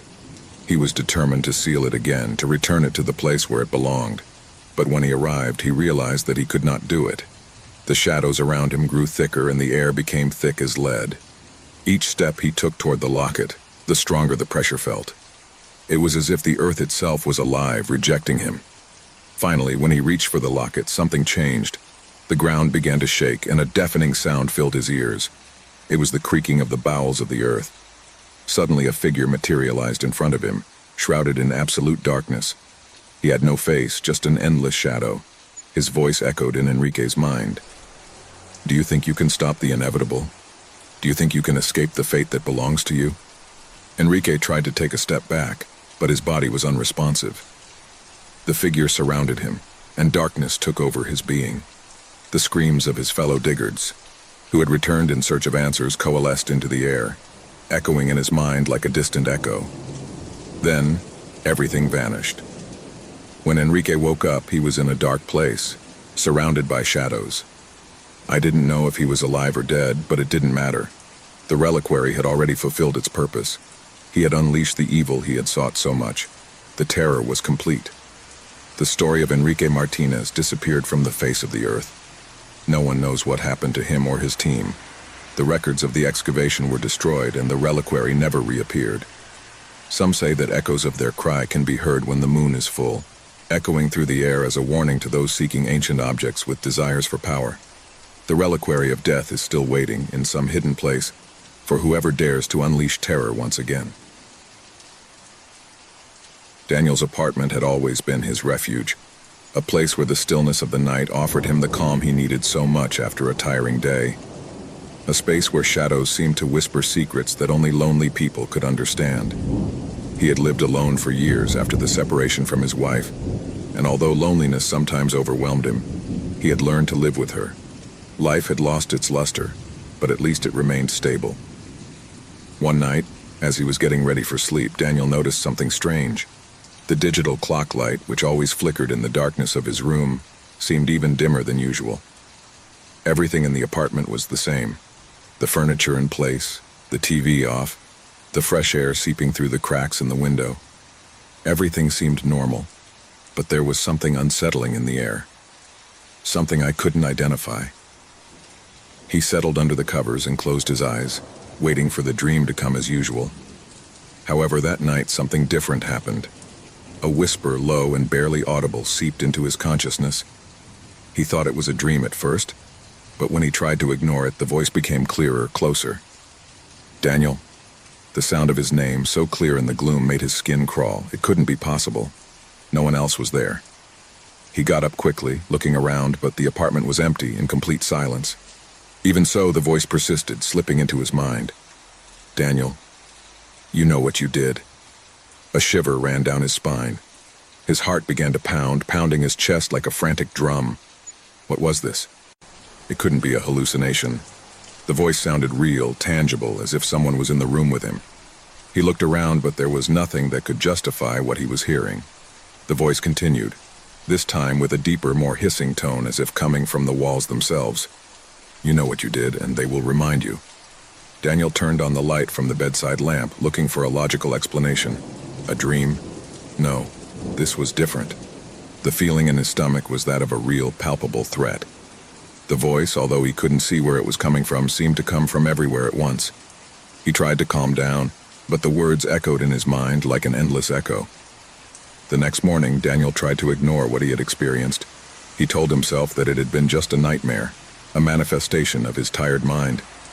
But that same night, when darkness took over her apartment again, the voice returned, stronger this time. I'm watching you, I always have. Daniel got out of bed with instinctive speed, feeling that the temperature in the room had dropped drastically. The air became dense, heavy, as if the space was narrowing around him. There was no rational explanation that could be offered for what was happening, and fear began to take hold of him. He wondered if his sanity was beginning to crumble, if he was losing control of his mind. "Who are you?" he shouted, his voice trembling. The answer came in a whisper, but this time it was different. The voice not only spoke, but seemed to come from inside his own head, like an alien thought invading his personal space. You know what I did, don't you? How did you forget me so easily? The words struck his mind with such force that he fell to his knees. The voice seemed to come from a place I couldn't comprehend. His thoughts became cloudy and the sense of panic intensified. Doubt began to sow deep roots in his mind. He remembered the separation with his ex-wife, the decisions he made, the mistakes he made, but none of that seemed enough to justify the terror he felt. An idea began to form, with fear taking over his thoughts. Could this voice, this entity, be something related to his past? Something I had tried to escape from all those years? But the voice seemed to know everything, more than he wanted to admit.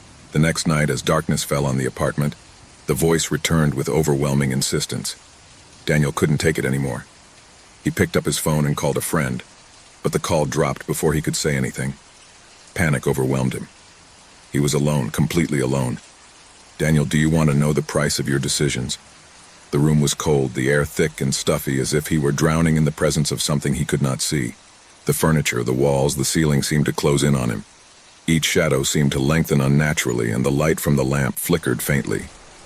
The voice began to laugh, a low, guttural laugh seeping into his brain. The feeling that something was watching him, lurking around him, became unbearable. Daniel felt as if something was dragging him along, something dark that took hold of his soul, squeezing it, making him relive his worst fears. You can't escape. You never can. Suddenly the sound of footsteps echoed in the hallway. They were slow, heavy steps, as if someone were walking with deliberate calm, approaching his door. Daniel's mind began to fragment. The voice continued to whisper, but he could no longer distinguish between reality and the nightmare that had taken hold of his mind. He got out of bed, but his legs didn't respond well. Anxiety dominated him. His breathing was agitated, and fear had paralyzed him. When he tried to open the door to get out, something stopped him. The door was locked from the outside, and a cold, invisible hand seemed to hold it firmly. You know what you did. Remember? The voice was much closer now. Terror seized him. His mind struggled to find a way out, but the shadows, thicker and denser, seemed to close in on him. He couldn't run away from his own darkness, from his own memories, from the decisions he'd made that were now in some way condemning him. Suddenly the door opened with a blood-curdling creak. Daniel took a step back, watching in horror as the figure of a woman appeared at the entrance. His eyes were empty, lifeless, and his face was a mask of pain and suffering. The woman walked toward him with terrifying slowness, as if every step she took was a sentence. Do you remember me, Daniel? It was as if the voice that had been harassing him for so long had finally taken shape. The woman in front of him seemed to be a manifestation of his own demons, his own guilt. Fear completely paralyzed him as the figure advanced toward him. He tried to scream, but his throat was closed and he couldn't make a sound. Do you remember me, Daniel? The voice repeated, this time louder, deeper, more terrifying. With a cry of despair, Daniel fell to the ground, his mind finally collapsing under the weight of the terror that had haunted him for so long. The woman leaned over him, her empty eyes fixed on his, and at that moment, Daniel understood. She was his ex-wife. The figure stared at him, smiling with an expression that mixed sadness and revenge. Before he could react, darkness completely enveloped him, and the last thing he heard was his own voice, whispering from somewhere inside his mind, I told you. You can't escape. The room fell silent and the light went out. The shadows returned to the place where they had always been, but this time the dark presence had won. Daniel never woke up. The antique shop was hidden in a narrow, dusty street, almost impossible to find if you didn't know exactly where to look. The display cases were full of dusty objects, old and forgotten in appearance, which had survived the passage of time without being appreciated, destined to fall into the oblivion of future generations. However, in the midst of the darkness of that store, there was a piece that seemed to glow with a subtle yet unsettling glow. Gabriel, a young art collector, had come to the shop after hearing rumors about an old painting that was said to have an intriguing history. The owner of the shop, an older man with an enigmatic look, received him in silence and led him to the back, where, on an easel, was the painting that had attracted Gabriel's attention. It was a medium-sized painting, with a scene showing a family gathered around a table.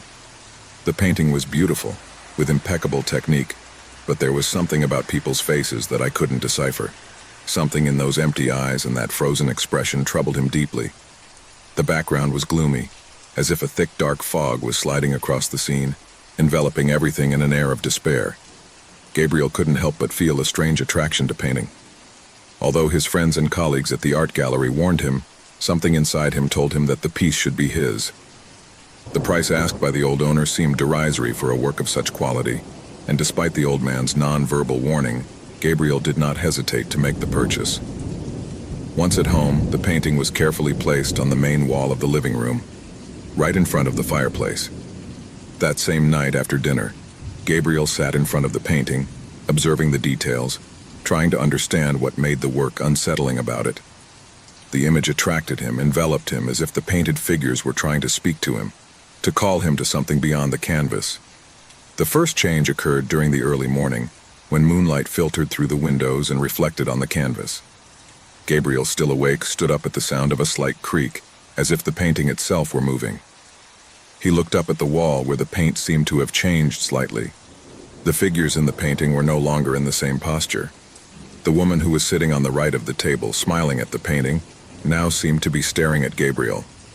His eyes had become darker, deeper, as if that woman's gaze was watching him directly through the painting. A shiver ran down Gabriel's spine. He tried to rationalize what he had seen, thinking that perhaps the light and shadow played tricks on his eyes. But as the days went by, the alterations in the painting became more noticeable. Every night the scene was modified, albeit in a subtle way. The faces in the painting were beginning to show more distressed expressions. The figure of the man in the center, which at first seemed a reassuring figure, began to distort. His face lengthened, as if the painting were taking on a life of its own. Gabriel began to notice that, even though the figures seemed inert during the day, every time he turned off the lights, the eyes of the characters in the painting seemed to move towards him. One night, while studying the painting, something even stranger happened. The scene was completely altered. The painting family was no longer gathered around the table. Instead, the characters seemed to be facing each other, their faces disfigured by terror. The man in the center of the table seemed to be screaming, but he made no sound.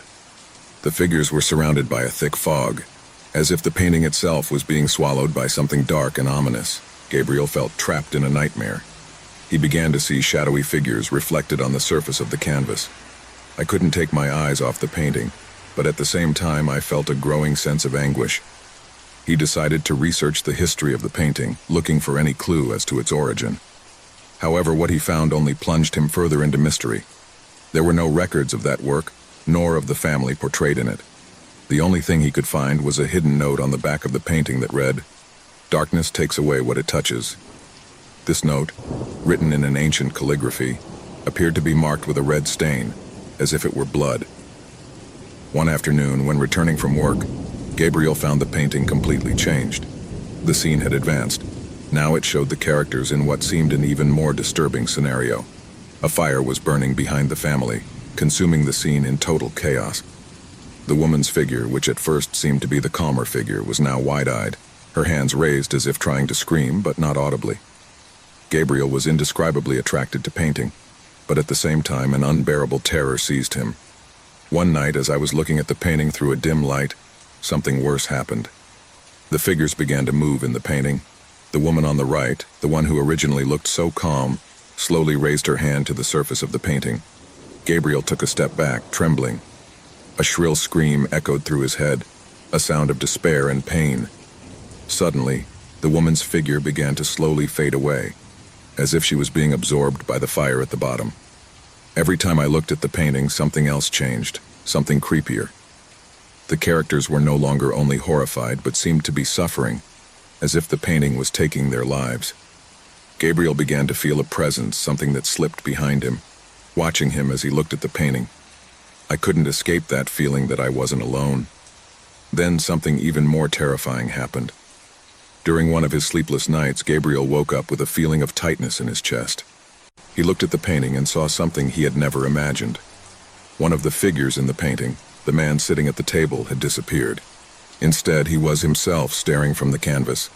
The painting had captured him. Terror seized him. Gabriel tried to move away, but his eyes could not stop looking at the painting. The man in the painting, now with his face distorted, began to slowly move towards the edge of the painting, as if he was trying to break through the canvas. Gabriel jumped up, but the figures began to lengthen and twist, emitting whispers that echoed in his mind. The worst of all was when one of the figures began to call him by his name. Gabriel heard clearly the whisper of his own voice emerging from the painting. "Gabriel, come here." The feeling of despair completely invaded him. His mind became cloudy, and fear consumed him. He ran to the door, but when he tried to open it, the painting seemed to come to life. His eyes full of terror looked at him, and he felt that he was being pursued. The figure of the man in the painting, now with a macabre grin, began to stretch towards him, as if trying to reach for him. Gabriel could not escape that oppressive atmosphere. The man in the painting drew nearer and nearer until, with a last cry, he disappeared from the canvas, leaving only the dense fog that enveloped the scene. Suddenly, everything in the room went dark. Painting was no longer just an image on the canvas. Gabriel could no longer distinguish between the real world and the painting, as if the painting had completely absorbed him. Fear, terror, and despair surrounded him, as he watched the scene of the painting slowly unravel. taking with it the only reality he knew. The painting had served its purpose. The house stood lonely, surrounded by trees that seemed to whisper to each other with each gust of wind. Its facade, aged by the passage of time, crumbled to one side, but its structure remained imposing, like a shadow that hid forgotten stories. For Laura and her family, this place represented a new opportunity, a fresh start after years of hardship. They moved without much thought, attracted by the apparent tranquility of the countryside and the promise of a home that could offer them peace. It was a rainy Monday when they arrived, the water pounding against the windows furiously, but nothing seemed to break the solemn atmosphere around them. The mother, Laura, watched nervously as her children, Alan and Sophia, ran around the house exploring every corner while she organized the first boxes. The air smelled of old wood, but despite the humidity that permeated everything, the house seemed to have a presence of its own, something that could never be ignored. The first hours passed without any notable incident. The children laughed and Laura tried to organize the kitchen, which was larger than she had imagined. But soon they began to notice something strange. The echoes. At first they thought it was part of the place, that the old walls amplified the sounds. But the truth was much more terrifying. It all started when Laura called her children for dinner. "Alan, Sophia, dinner is ready," he shouted from the hallway. But what he answered was not the voice of his son or daughter, but a deep, guttural voice that seemed to come from the walls themselves. "Laura," the voice whispered, but it wasn't she who was listening to it. It was an alien voice, deep, ancient, that slipped through the house like a shadow. Laura thought it was a joke, but her children's eyes widened when they heard the answer. "Did you hear that?" asked Alan blankly. Laura tried to calm the children, assuring them that it was just the sound of the house, but as the days passed, the echoes began to become more persistent. At first, the voices only repeated what was being said, but soon they began to alter the words. "Laura, look for what you forgot," he whispered once, while Laura, alone in the library, turned slowly at the bewildering message. What had I forgotten? I couldn't remember. The echoes began to take on a more tangible form, as if the voices could see something she didn't. As she explored the house, she found old photos in the attic, faded images of people she didn't know. One of the portraits caught his attention, a man with a grim expression looking toward the camera with eyes full of despair. The house had secrets, and the echoes were just the beginning. One night, while the family was having dinner in the dining room, Sophia asked something that made the air freeze. "Mom, who is the man in the attic photo?" he asked innocently. Laura felt a chill run down her spine. She hadn't mentioned anything about the photo. "What man?" he muttered, but before he could ask, the voice of the man in the photo spoke in the dining room. "Look at what you're hiding." Panic gripped Laura, but she still tried to rationalize what was happening. The voices were echoes, nothing more than that. But every time someone spoke, the echoes responded, and over time they began to reveal darker secrets. The man in the photo, the voice whispering in the night, began to put together pieces of a strange puzzle. That house had not only been his refuge, but also his prison. Laura began to investigate the history of the house, but the more she investigated, the more terrifying the revelation became. The house had originally been built by a man named Samuel, a hermit who had disappeared without a trace, but not before he had committed terrible acts. He had used the house as a refuge for those he had recruited from other nearby villages. No one knew for sure what was going on within the walls of the mansion, but the echoes, the whispers of those who had passed by, had never been extinguished. One night, while Laura was sleeping in her room, something strange happened. The echoes grew louder and louder, more intense until they began to transform into heart-rending screams. "Help, help me!" shouted a female voice, and Laura woke up breathing heavily. He got out of bed trembling and walked down the hall. In the mirror at the entrance, she saw her reflection, but she was not alone. Someone else was there, a shadow that vanished before he could scream.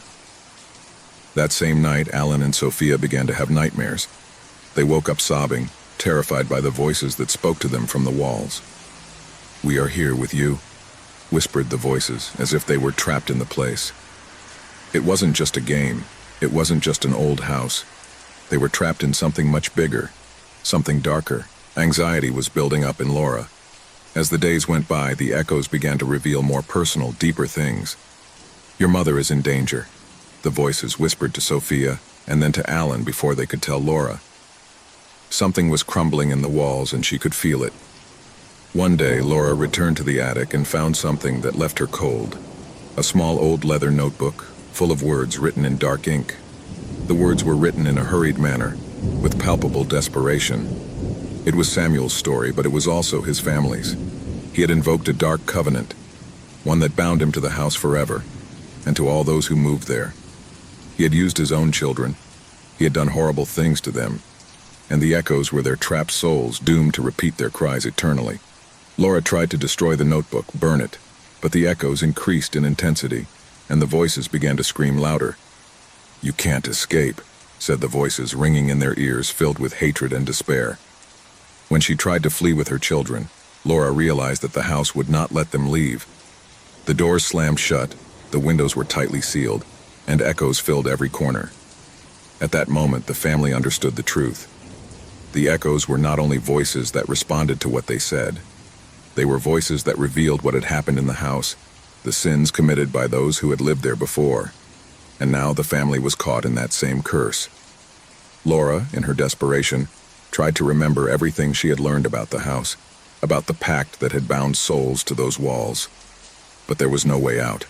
The voices increased in intensity, filling the house with a deafening roar.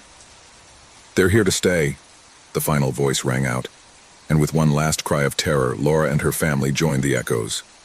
The House of Echoes had claimed its last victim, and the voices continued to repeat their secrets, eternally trapped in the walls of that forgotten mansion.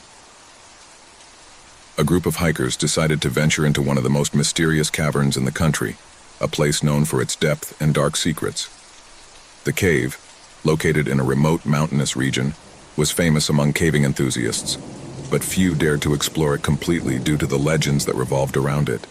It was said that those who entered beyond a certain point never returned, and although many took it as simple old wives' tales, the sense of unease was palpable. It was a gray day when the group, made up of 5 people, entered the cave. The expedition had begun with enthusiasm and laughter, sharing anecdotes and enjoying the thrill of the unknown. As they made their way through the narrow corridors, the air became denser and the temperature dropped, but still, no one seemed worried. Their lanterns cut through the darkness, creating long, twisted shadows on the rock walls. "Just a few more minutes, and we'll get to the deepest point," said Andrew, the group leader, with a confident smile. "It will be a challenge, but we will get through it without a hitch." But something began to change. At first, it was just a sensation, something subtle that others didn't seem to notice. A strange pressure in the air, as if the darkness itself were absorbing the light from their flashlights. As they advanced further and further, the cave seemed to transform. The corridors became narrower, the rocks sharper, and a piercing cold penetrated to the bone. "Why don't the flashlights shine well?" asked Laura, one of the youngest hikers in the group, staring at her flashlight in bewilderment. "No matter what I do, the light seems weaker."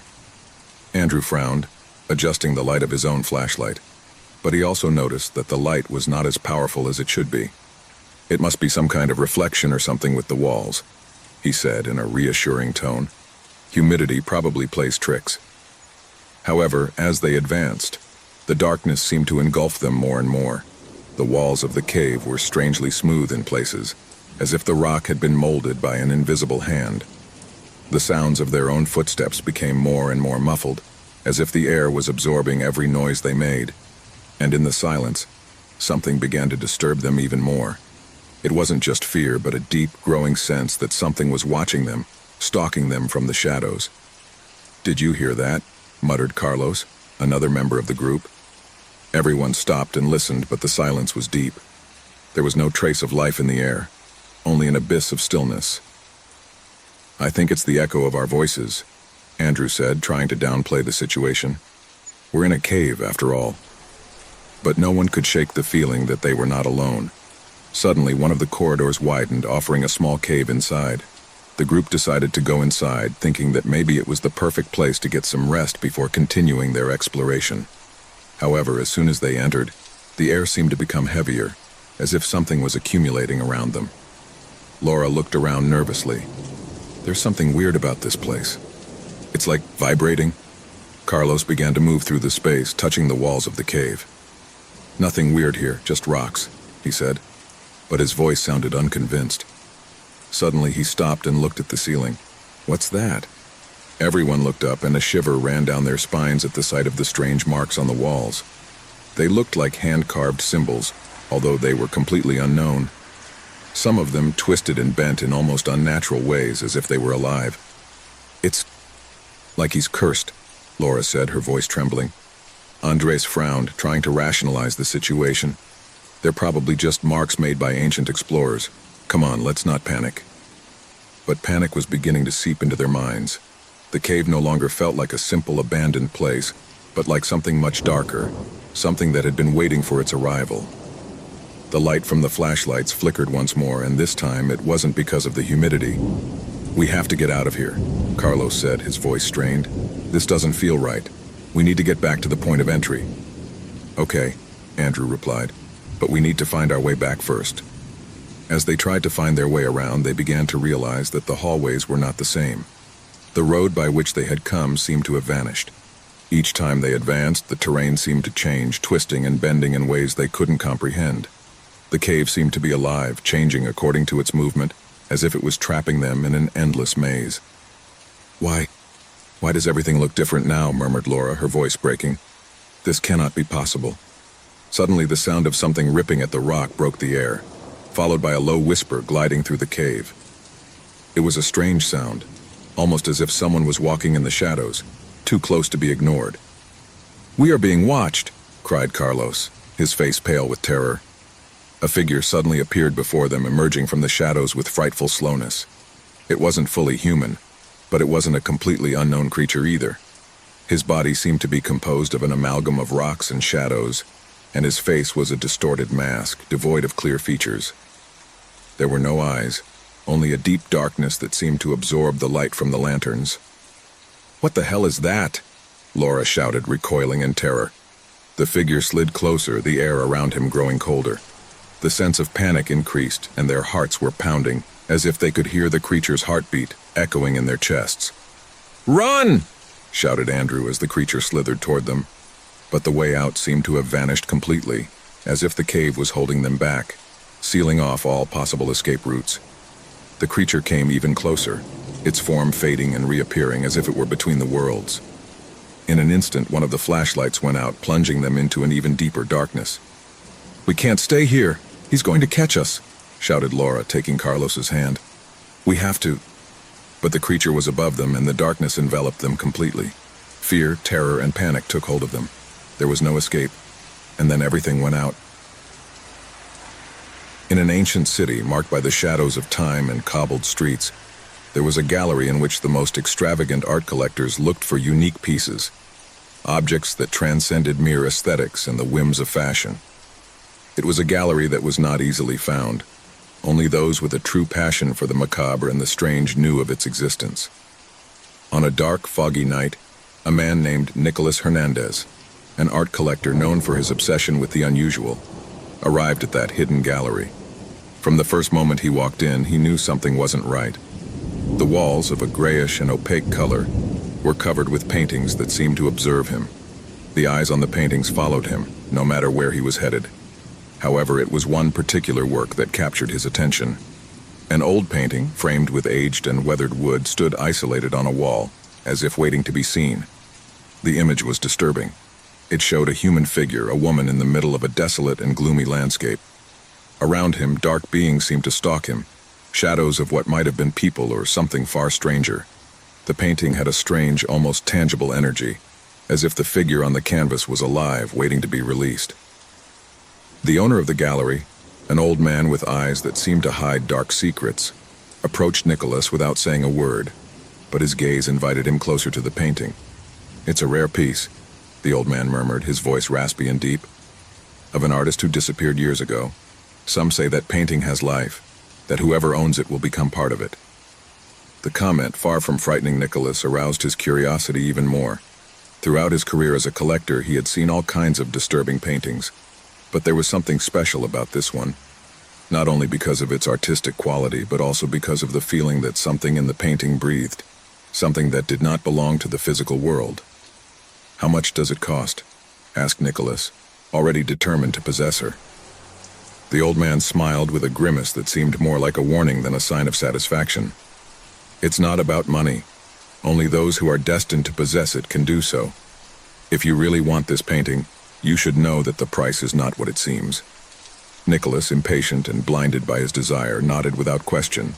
The old man gestured for her to follow him, and once outside the gallery, handed him the painting without further words. Back home, Nicholas placed the painting in the main room of his mansion. The image of the woman in the dark landscape seemed to change according to the light, as if the characters in the background were moving slowly, like shadows sliding across the painting. As the days went by, Nicholas began to notice that he couldn't stop looking at her. He felt attracted to her, as if something invisible was calling him to observe her more closely, as if the woman's figure was watching him. One night, as I sat in front of the painting, an inexplicable chill began to run through the room. The woman's figure seemed to come to life, her face distorted into an expression of anguish. Nicholas felt a chill run down his spine, but he couldn't look away. Characters who were previously shadows in the background now moved more clearly. The eyes of the woman in the painting seemed full of despair, as if she were trapped in that landscape waiting for someone to free her. As the days passed, the effects of the painting intensified. Nicholas began to hear whispers in the house. Distant voices, which I could not identify, murmured from the darkness. Sometimes, when he walked through the mansion, he thought he saw the figures in the painting moving behind him, always out of his field of vision. Every time he tried to turn away from the painting, a sense of discomfort came over him, as if something was watching him from the shadows.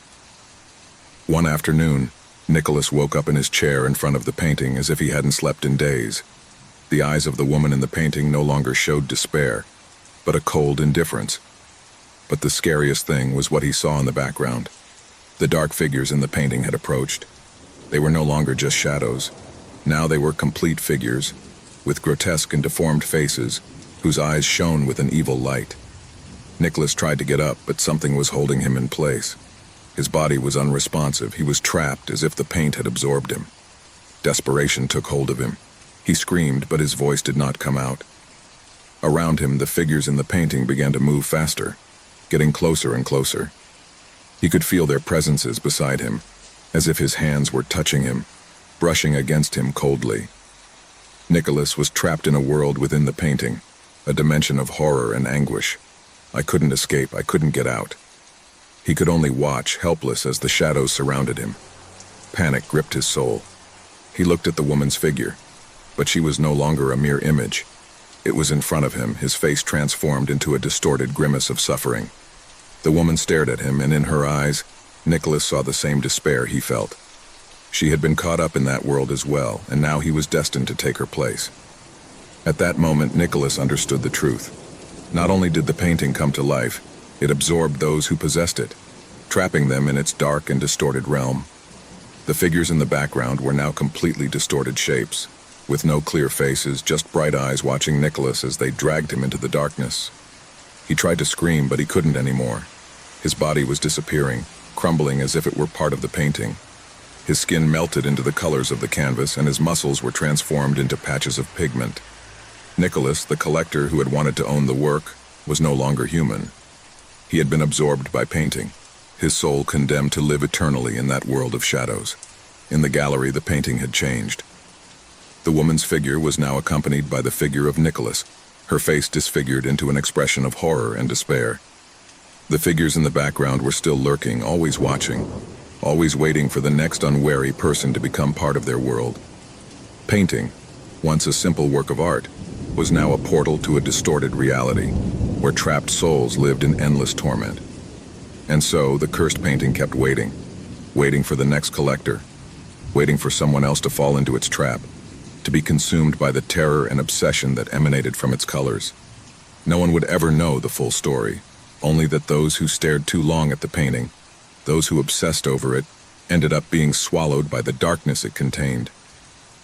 In that dark and gloomy corner of art, shadows were always waiting, and painting, always thirsting for souls, would never fail to attract the unwary who got too close.